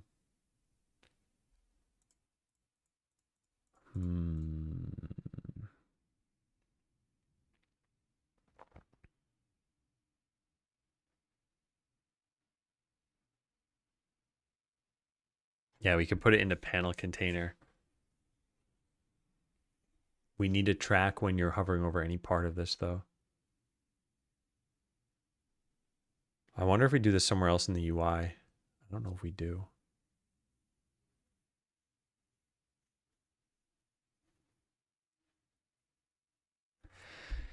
Oh well.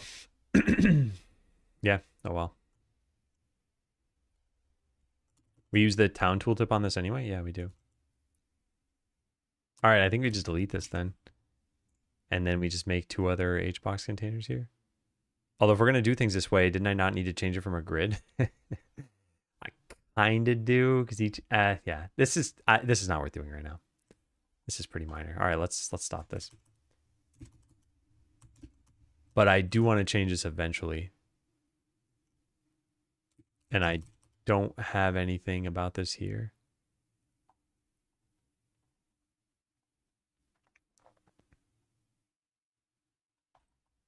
I don't. I know I have this written somewhere. I just don't know where. But yeah, let's take a picture of this.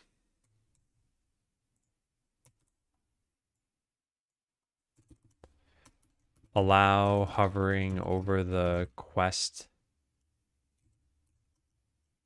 The numbers in the quest progress thing. To see the tooltip. You can only hover over the icons for right now.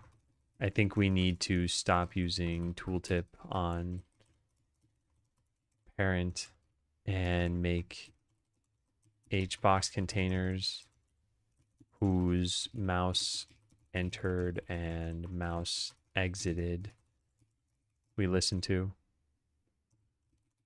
Yeah. All right. Fix this with the tip system. So what is this? Signal mouse entered is already connected.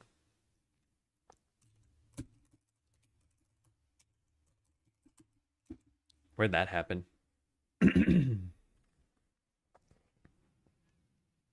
you know, I should probably do is change the timer on this. This is on 10 seconds. All right, so what, new game? Is that good enough? When do we see the first tip? The town hall one doesn't show until 60 seconds have passed. Yeah, hire another adventurer. All right, has the bug already happened? Maybe it's only when you do this and then... Ah, there it is. Yeah. Or that happens when you hire any adventurer. Whoops. We do that and then hire another adventurer? I don't think so. I don't have money. Yeah, no, it's not that. Okay, so it's when you auto dismiss a tip. Tip system close.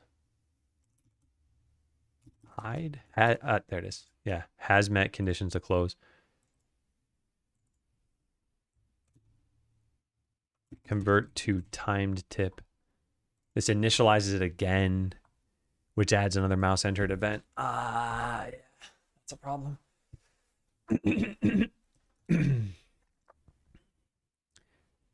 Already connected to given callable. Yeah, it's these. This doesn't need to be in init though. This can be in ready. And then that should fix the problem. Easy peasy. Why is this one not suggesting that I switch to this style? No overload matches delegate. Oh, because there's a Boolean. Okay. All right, I think this will fix it. Very easy to fix, very easy to repro. There was pretty much no impact to this. But whatever. So we got to wait for a tip to pop up. And then we act on that tip by hiring an adventurer. Nope. That's not it. But we can act on this one too. Done and done. There. And yeah, it worked. Cool. And we should make sure that the tips properly change the mouse cursor. Yeah, they do. Great.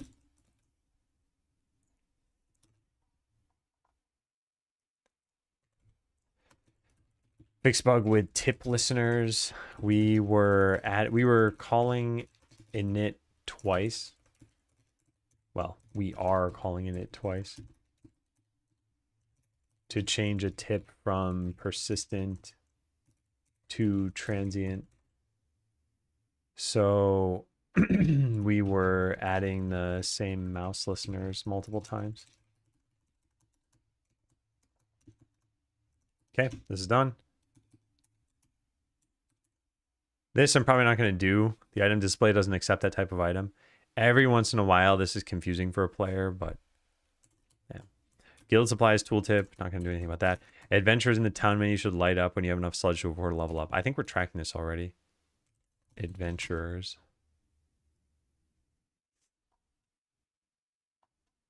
Where is it? Here. It's already tracked. All right, so I'm going to delete this then from here. But that one's pretty important. I think this is like a P0 or P1 or something. Let me set this as priority.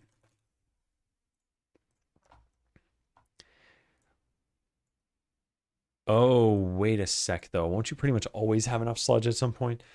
I don't know. I'll think about it later. If a worker has gone 10 seconds without any task, you should probably slow down or idle, just so they don't look like ants.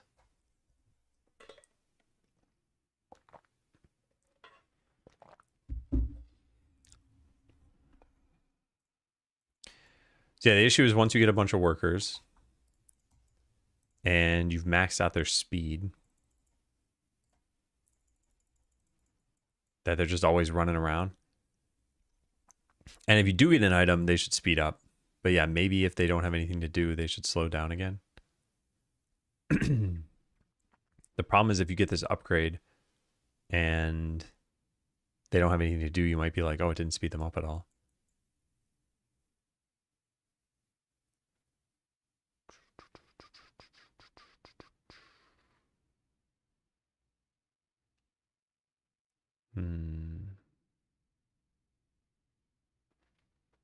I don't think we should do this right now.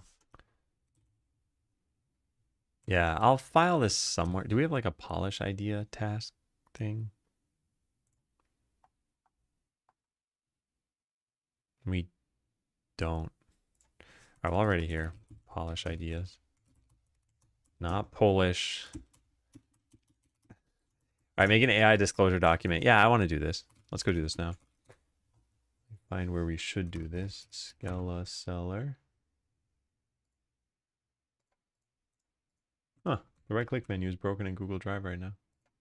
Oh, now it's working. I just had to refresh the page. Okay, new document. Scala seller AI disclosure. Public. Oh wait, I gotta do one more thing off screen. Hang on. I gotta share it with everyone in the world. Anyone with a link, viewer, done.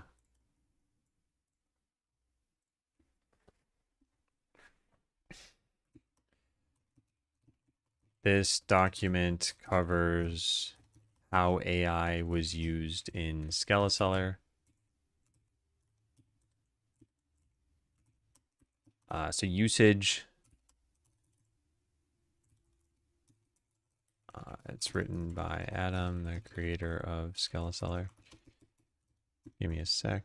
Let me turn that into a link. Gotta do this off screen. There. All right, so usage. I used GitHub Copilot to help author code. Yeah. And notes. The vast majority of development was done live on stream. I know it's not reasonable to look through every VOD, but if you want to get an idea for what any average day of development looked like, you can peruse these videos. Adam learns. Oh wait, no, we have VODs here. Yeah, Scala seller VODs.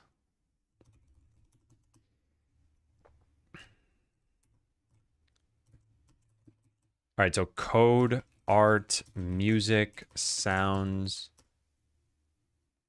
text, translations. So art.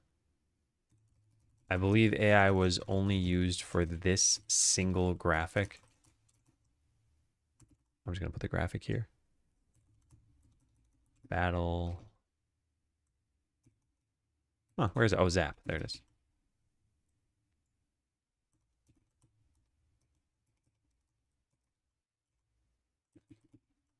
AI wasn't used at all. AI wasn't used at all. At least not on our end. Many sound effects are from other sources, and they may have used AI. Text AI was used very lightly for English text. For example, not adventure names, skeleton names in bone mode. Like, what is it? Bertram or Allura were written by AI. Some sentences were probably auto-completed.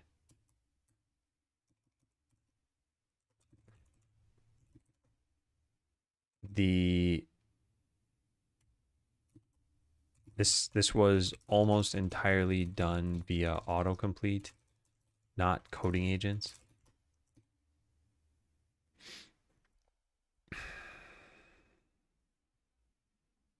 Tim is back. He told you hated AI.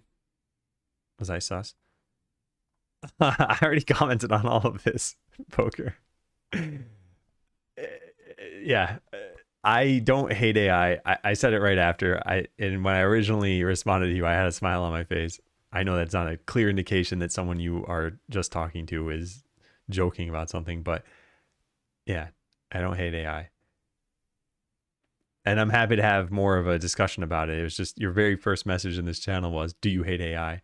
And it's like, are you asking because you believe that I do? Is there more context to this? Are you asking everyone that question? Do you hate AI? Are you trying to get opinions? Are you trying to do research? So like, I don't know your intention. I just answered facetiously. So I only really speak English, so I use LLMs to generate the entirety of the translated text at first. Then humans reviewed them all. Reviewed all of the strings. At the time of writing, I should probably put like a last updated date here. Let me do this.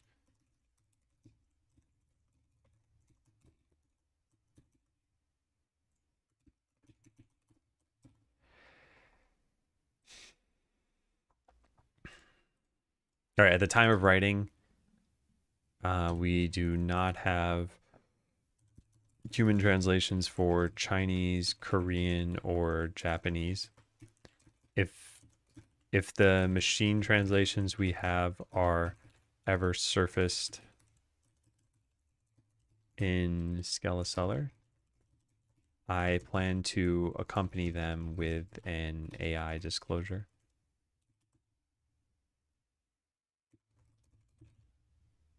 Note that these bullet points probably apply to the Steam pages as well. At the time of writing, they're not localized yet. All right, anything else? Is there any other part of the game that people might have thought that I'd use AI for? Maybe game design? AI wasn't used at all. I don't think people wonder about game design.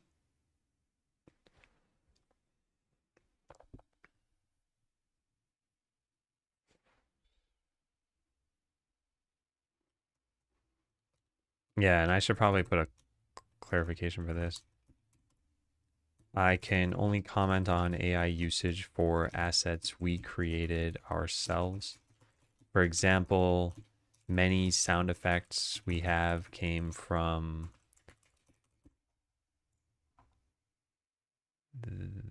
this asset pack. And I don't know whether Leopause used AI to create those sounds.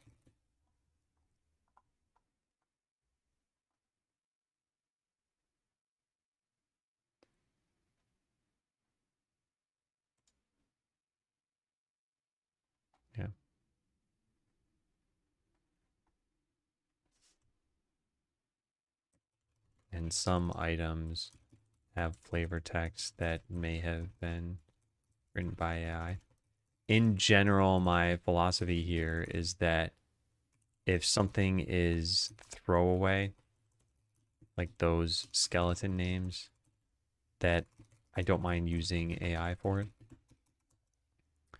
Guess you won't win indie game of 2026. Yeah. Hey, mannequin.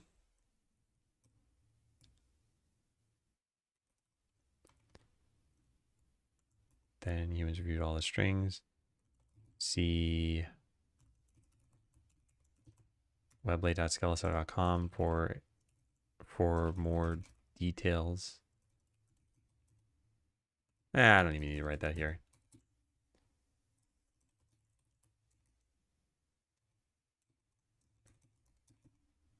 If you have any questions about this, feel free to reach out. Adam@skeleseller.com. Yeah.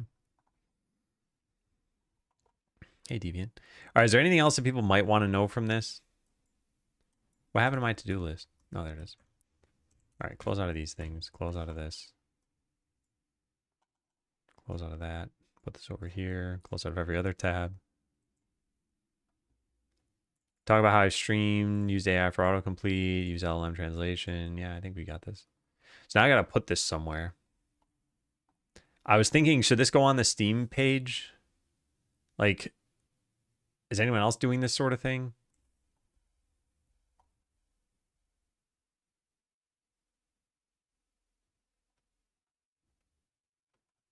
Yeah, this is technically public, but just it's not linked from anywhere. I guess I'll write it as a launch task. Consider, did I already write this somewhere? AI disclosure? Yeah, consider linking the AI disclosure from the Steam/itch pages. Steam requires you to fill out a survey. I don't know. So I got to do that. I think we have something listed about this. Yeah. Make sure we've indicated on Steam that we used AI to help make the game. They may have a survey that we have to fill out. Here's the document I wrote on today. Milestone pre-launch. Create. All right, sure, done. Need to figure out what we're doing with CJK translations. Should I shell out money? Should I ask for volunteers more widely? Should I just not launch in those languages? Honestly, I think I'm just not going to launch in those languages. And I think if Skeleseller makes some money, that I'll just hire people to do this. I assume, and I don't know for sure, I assume it's going to cost about $1,000 per language. So it's not a cost I want to justify ahead of time. Yeah. Yeah.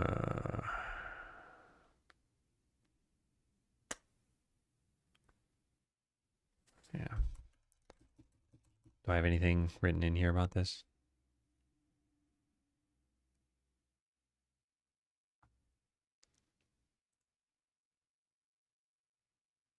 What is this? Localized display names. What is this? Oh, I think I've fixed this. Yeah. This is done. All right, yeah, I don't have anything about this. Let's write it down then. Says there's an AI disclosure section in the content survey for your game. Oh, cool. Okay, so I can just put that there. Yeah, nice. All right, I'll link this in the thing that I just filed. Here it is.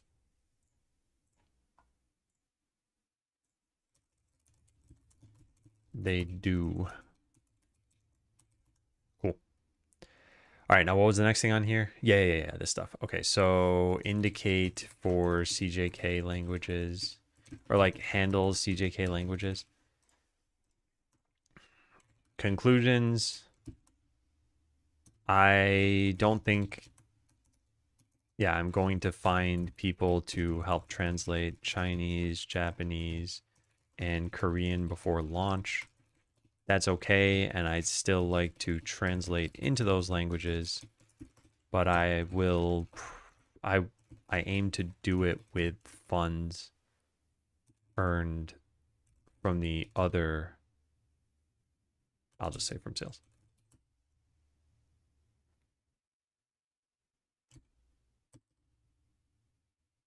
And yeah, tasks. So tasks are going to be make sure machine translations are marked not fuzzy for these languages. However, we still need them to be considered fuzzy for web late.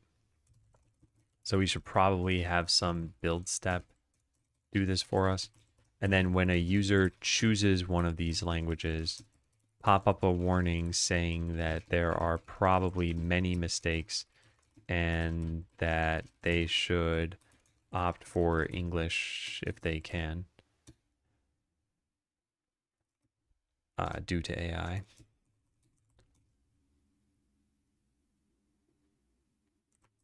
Maybe ask for their patience and explain that I do want to translate the game for them. I just need money.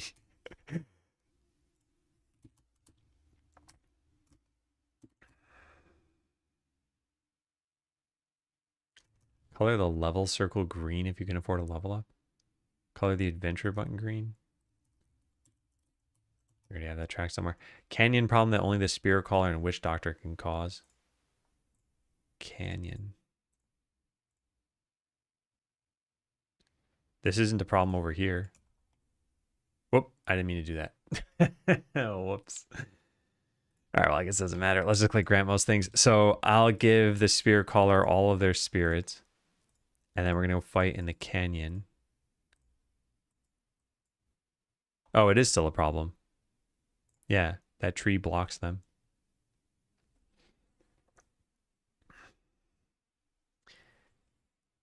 We could just remove that tree. Yeah, could just remove the tree. Canyon. All right, where are you, tree?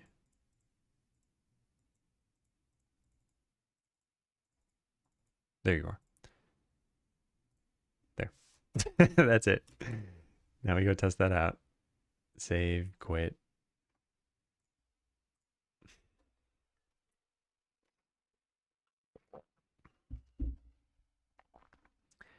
We could even maybe move the tree just like one to the side or something. Or down. Spirit caller here. They're still kind of hidden there. But they're more visible now. And then, yeah, the witch doctor has this problem too. So if we do this, we'll now see the battle fill up with zombies. And in the bottom row, they're going to be obscured a little bit. Actually, you know what's the strangest part of this is that I don't really think it's convincing that they're behind these. They like spawn in the bush. Guys, I think they're being covered by some fill. Yeah, they are, I think. Well, I don't know. What's the ordering on this? No, they shouldn't be. If they're not covered by the ground, they wouldn't be covered by this.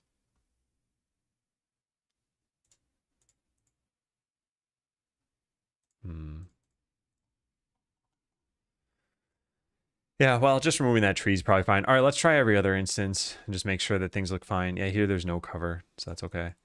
What about here? That's fine. Well, actually, I should probably let it play for a little bit longer. Just see what happens with the zombie that goes down there. Oh, no, they're on top of the tree. Interesting. Yeah, that's a problem. Huh. Deep forest. Trees here. Ordering. Probably just need to set this to 1. Does that fix things? No. Huh.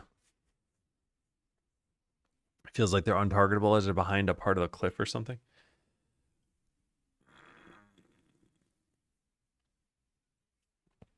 I'm less concerned about that because you'll see that they're targetable when they take damage. But you've got to, it's like, I don't have the picture anymore, do I? Yeah, this. This is a problem, though. Because this looks like they're standing on top of a tree, which is not convincing. Although maybe it was fixed and I just need to reload this. It could be that. There's other things that obscure it, so I can just figure out what we did for those. All right, let's go back to the deep forest, go with this and this. And start this and see what happens with that zombie. Oh, nice. Yeah, that works. But now what? Do they show up correctly there? No, now they're behind that. Oh, no. So we need to do this in two different ways. Like the bottom trees apparently need to be different from these trees.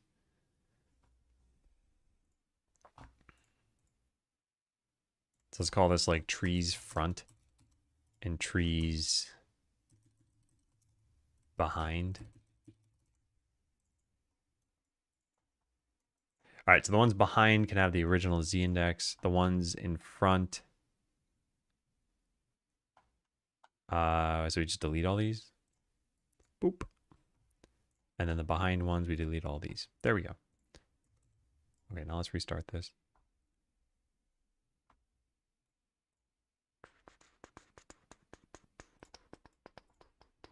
Spear Caller, Witch Doctor. I should also make them weaker. Okay, so that looks good. And now, what about down here? Good. And the enemies all looked fine? I think so. Okay, cool. Let's keep moving on. Dragon. Yeah, this one shouldn't be a problem. They have just blank space. I will try to take a look at what happens when they get there, though. I don't think we'll get to that point, will we? Oh, wait, I just toggle invincibility, and now they will. Yeah, that looks good. Okay. Sounds fine. What are the regular battle?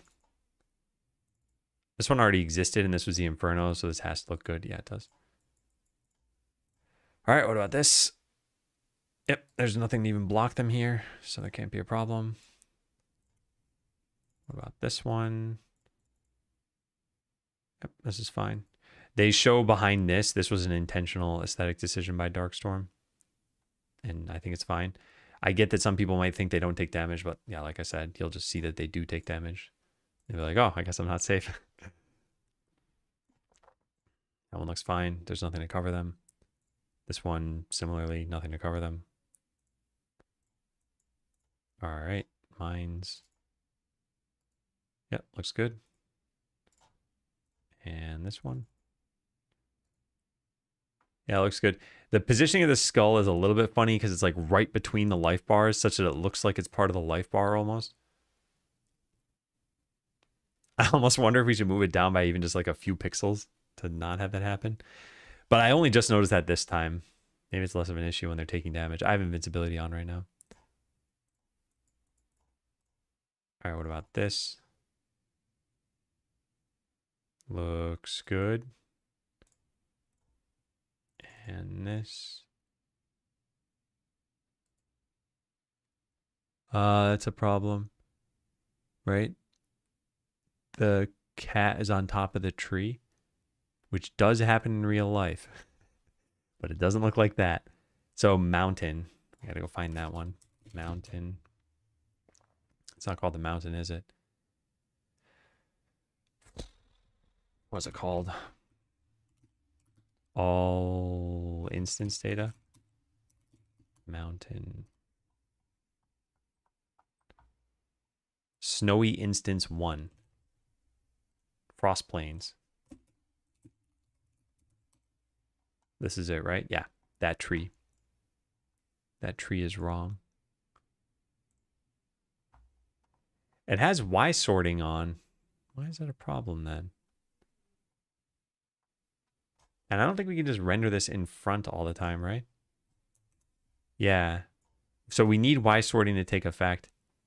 It's just that leg that's going on top of the tree. But what does this mean? It means that battlers aren't Y sorted?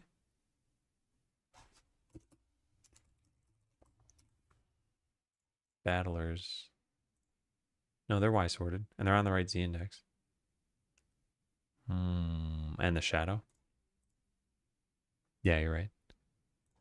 Yeah, but that should all be handled as soon as we figure out what is going wrong with Y ordering here. So I guess we got to find this. There's the tree. And then there's some way to set how Y ordering works on this. Select this. Where is it? Rendering. Texture origin. Here it is. Origin to use for drawing the tile. This can be used to visually offset the tile compared to the... No, that's not what I want. What's it called? I forgot what it's called. No, what's it called?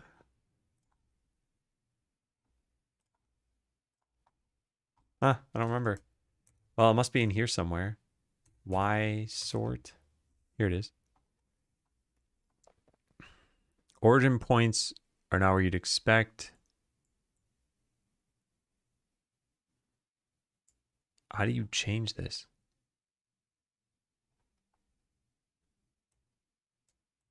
Tile map. Enable Y sorting on the tile map layer. In tile set, select a tile and change Y sort. Or where is that? Did I just miss it in this list? Oh, there it is. Y sort origin. It's under rendering. I should write that down.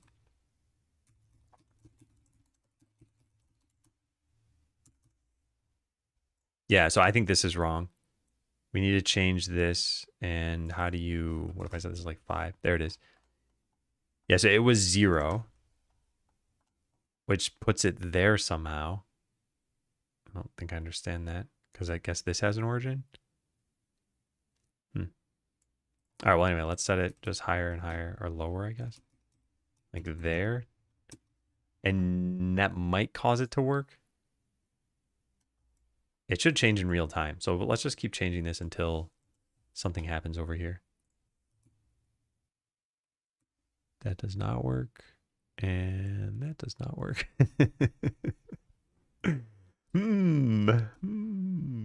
What do we do? It might just not change in real time.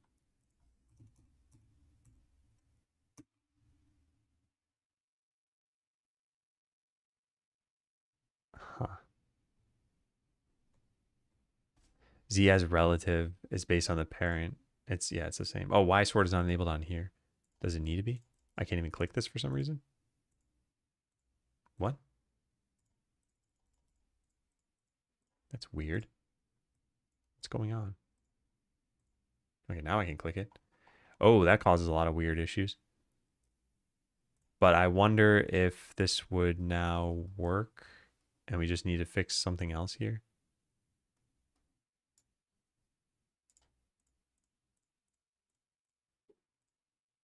Interesting. Makes the trees look more convincing too. I think that might have been the problem. But now it gets rid of, what is that, scatter objects? Yeah, scatter objects. Just logged in to say delete the tree. Yeah, I guess I could do that.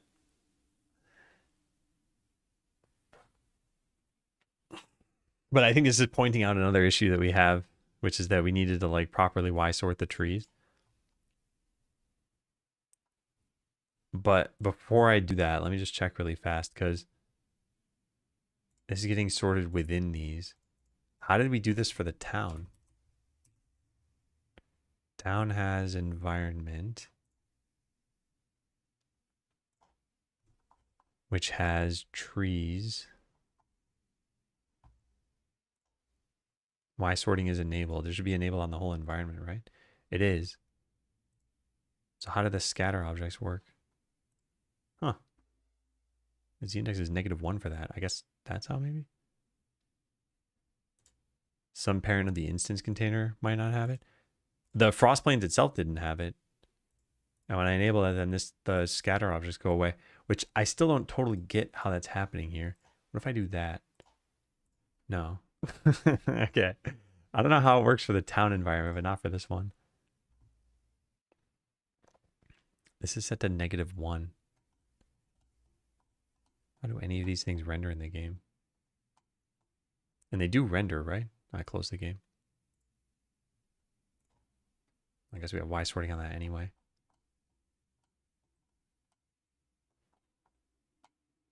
Wait, is there...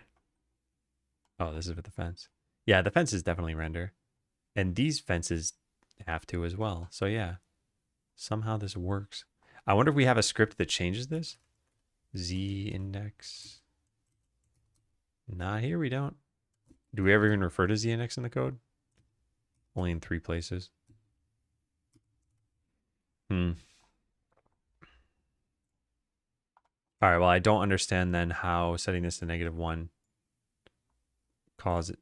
Oh, wait, no, it works. Oh. I turn this on? No, then it stops working.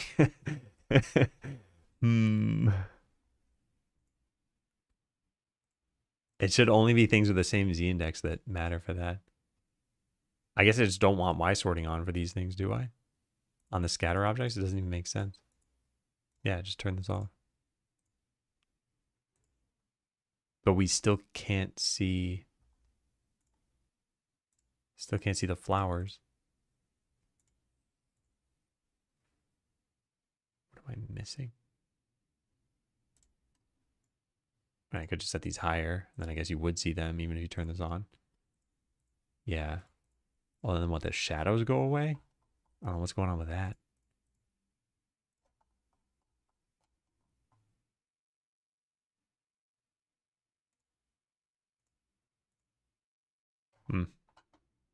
Peculiar.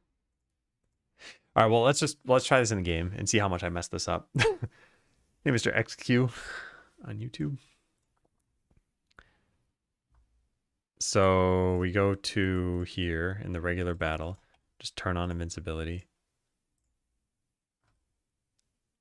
It's not working.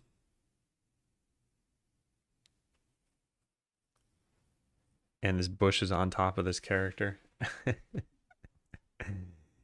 Yeah, I'm inclined to go to a dark set about let's just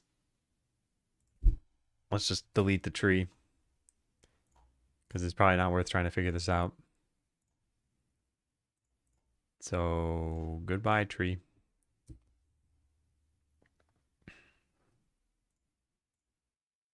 So, does Y sorting do anything within this? I guess it does. But if I could enable it over here, we'd see the trees at the bottom get fixed up too because they're in different scenes or different layers. Not the tree. Hey, Raimu. My wife started playing Stardew Valley again, so I was like, okay, let me try this again. And I was looking through all my livestock, and I'd given them all special names, and I did not have my cow Raimu, but I did have a duck called Dr. Quack PhD, which really cracked me up.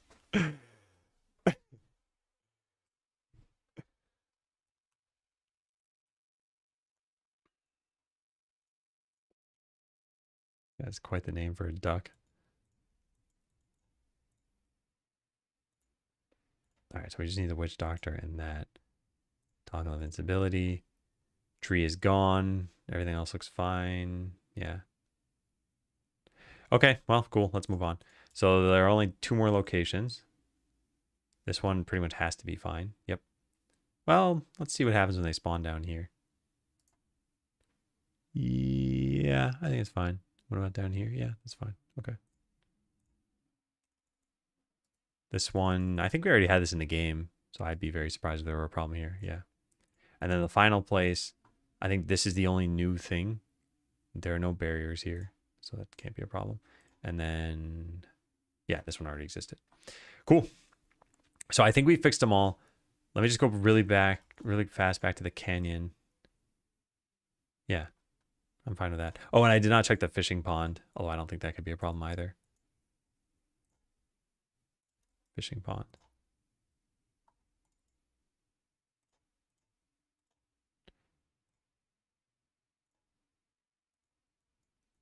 Any issue here? Nope. Looking pretty good.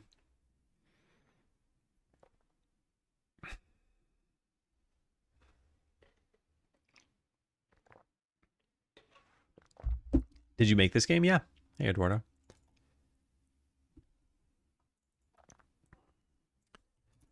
All right. I think it's looking pretty good. So fix ordering issues in some instances. While doing this, I realized that Y-sort isn't enabled on the root nodes. Is that true everywhere? Where's the canyon? It's true there. And what else did we fix? Deep forest? No, it is enabled there. Isn't enabled on the root nodes of the canyon or the frost plains. But it doesn't make much of a difference to the player and causes some problems that I couldn't quickly figure out, so I left setting as is. And the art also, no, I did not make the art. I'm not an artist. Not a visual artist, at least.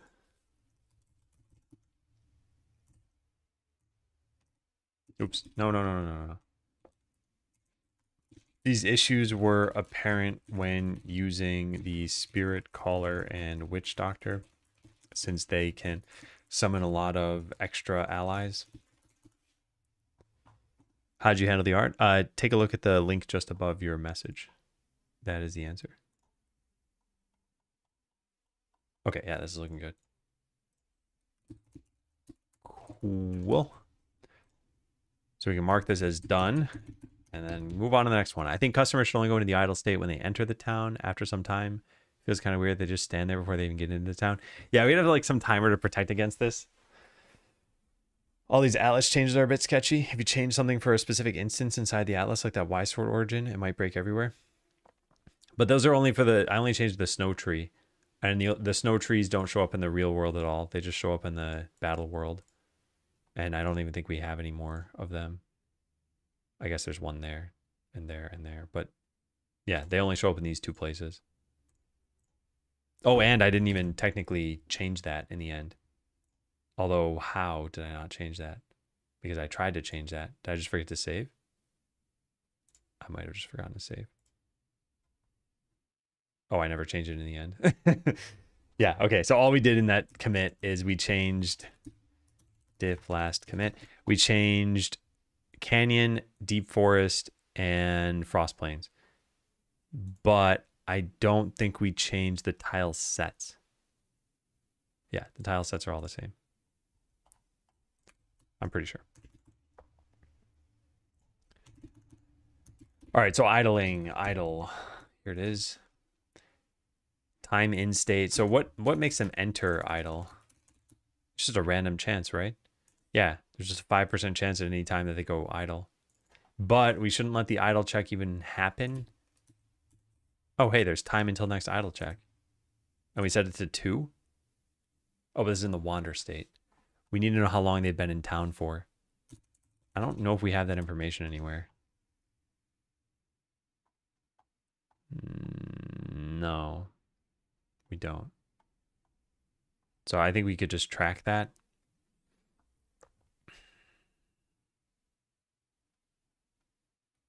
Yeah, we could just track that. And give them like a 10-second start. So there's no time entering town. Suppression is unnecessary.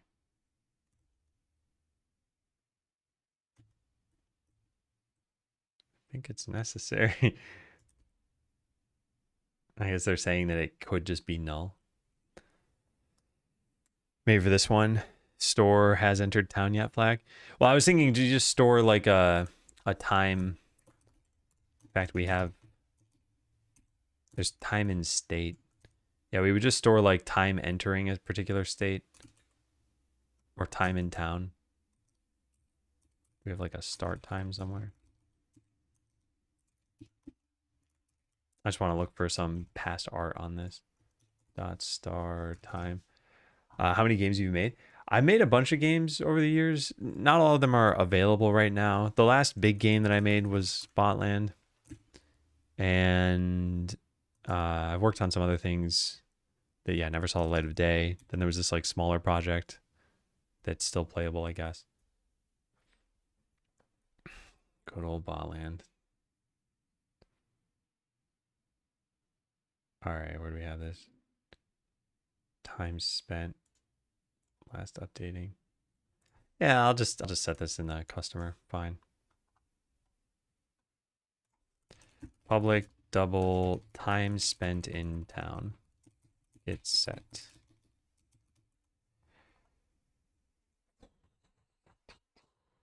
Something resets all this stuff. There's leave town. Where's enter town? Maybe outside of town calls something. Transition to customer wander. So when they're in customer wander, this is going to be like they've entered the town. So entity dot time spent in town equals 0. That should work.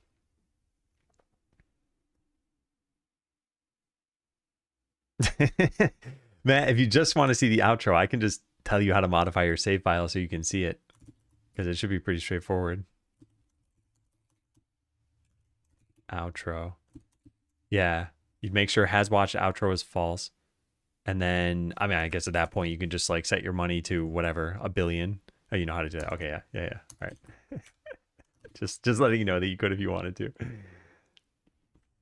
All right, so that's time spent in town. And then in customer wander, we will actually, this needs to be like time entering town, because we're not going to increase this every time. Yeah. Time entering town. Time elapsed. We do this on, where is this? Do this in the tip system somewhere.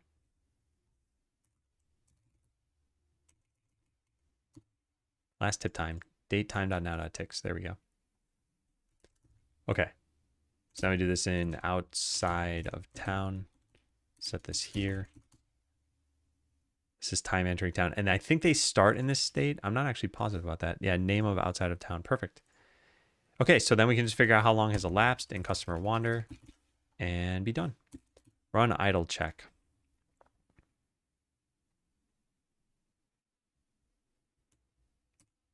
So I guess this is where we could have measured how long they were in town.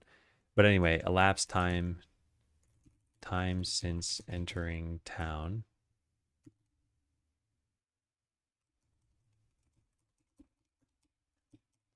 If time since entering town is less than 10, return. And we'll make a constant out of that. Private const double time in town before idle check start. Yeah. And then use that here.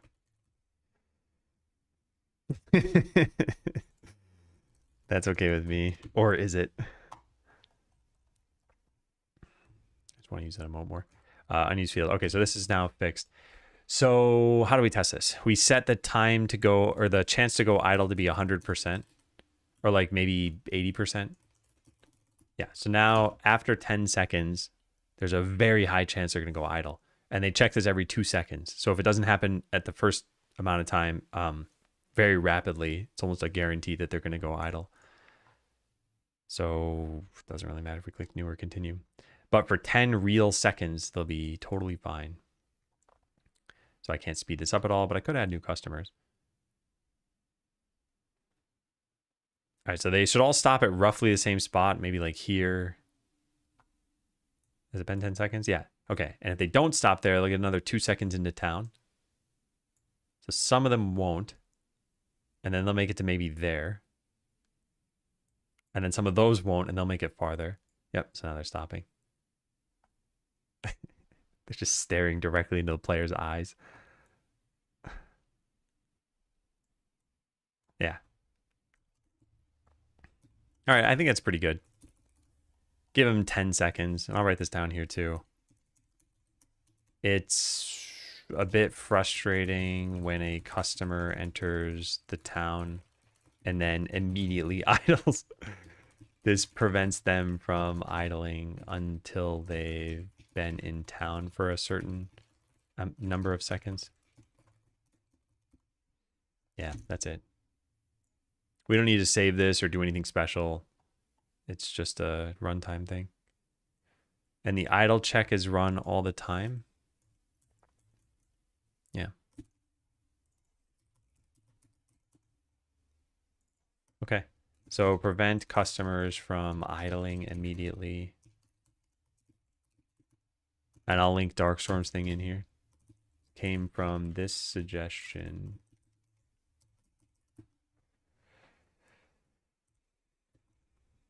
Okay. Cool. All right. This one's a bit peculiar. Also, I probably gotta get going pretty soon. Man. I saw the Atom customer and counted 3 customers total. So when you unlock the town hall, there is a max customers thing, and this is pretty easy to understand. If you have not upgraded this, you have 2 customers in town. And sure enough, you can count 1, 2 and be like, those are my customers. However, Atom does not follow these rules. The Atom customer can come into town as well. And a lot of people aren't going to know what I look like, so they won't be like, oh, that's the developer of the game. So they're just going to be like, now there are 3 customers, but my max is set to 2. So there are a couple things we could do about this. One is just ignore it, which is probably what I'm going to do. I've only had one person comment on this in the past. And once you start upgrading this, it's going to be less and less likely that you're going to count all the number of people that are in town and be like, wait a second, I'm supposed to have 4, but I have 5. You probably just won't notice. And when there are 10, there's pretty much no way you're going to count them. So that's one thing we could do is ignore it. Another thing we could do is say this does not affect rare customers, but then we need to explain what rare customers are. Another thing we could do is make it so that you just don't see the Atom customer unless you've upgraded this at least once. We could also make the Atom customer be a special upgrade. So like, it would be kind of funny if we did that. Yeah, option 1, just ignore this altogether. Option 2, mention it in the perk. Option 3, obscure this by waiting until you've gotten a couple of upgrades. Option 4, make this a special upgrade. This is the problem, by the way. The Atom customer doesn't count toward your max, which could be confusing for players. I think I'm most likely to do this. Like I said, it's not a big deal.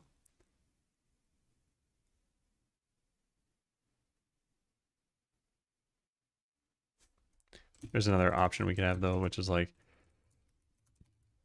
add a tooltip to the Atom customer. Or maybe clicking them has them wink at you.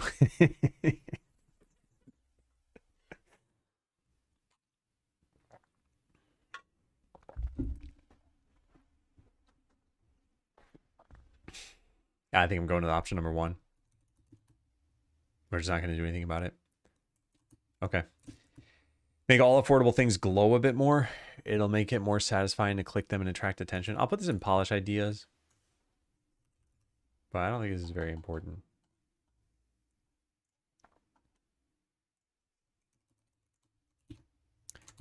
Show an in-game nudge saying drag a potion here on the extractor when you click the farmer if you've never actually used the extractor before. I mean, almost everybody figures this out. And if we make the farm into a drop zone, I think that'll be fine. So I'll write this here in the farm drop zone issue. Oh, wait, we already have 2 issues for this? I think Dark commented on this. Yeah, duplicate of 994.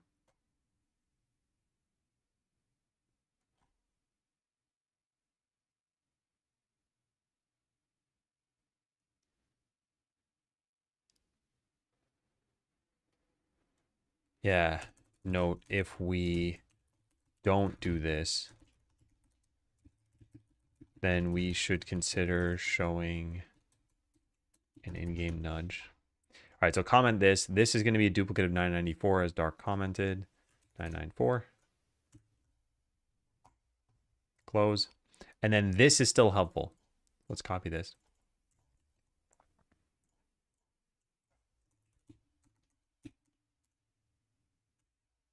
Yeah, and this too. Okay. We're getting closer to the bottom of this list. The list ends here, by the way, because then we're on non-skeletal stuff. Also, I don't know who actually uses these links. I think let's just delete these.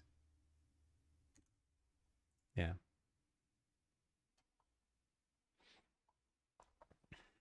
What are we down to for this? We were at, I think, 26,000 when we ended the other day. Yeah, now we're below 23,000. Pretty good. Yeah, and I want to do more, but I think it's break time. Where did we leave off here?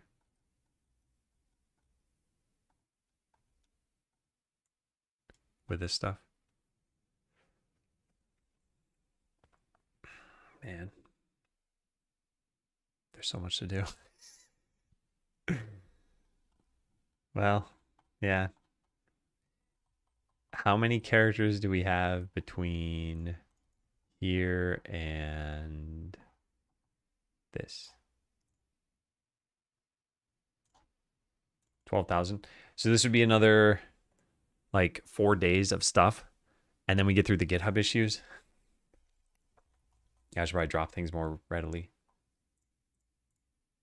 All right. Well, let's fill out the journal.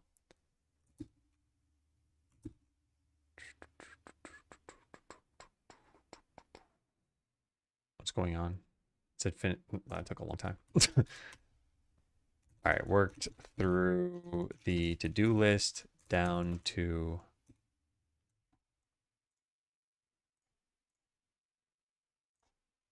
22,766.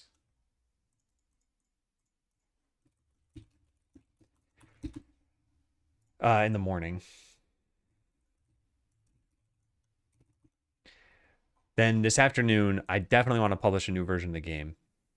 So I'm going to go see if I can raid this person who agreed to play Skeleseller, although later, not now. Is he online? No, he's not. All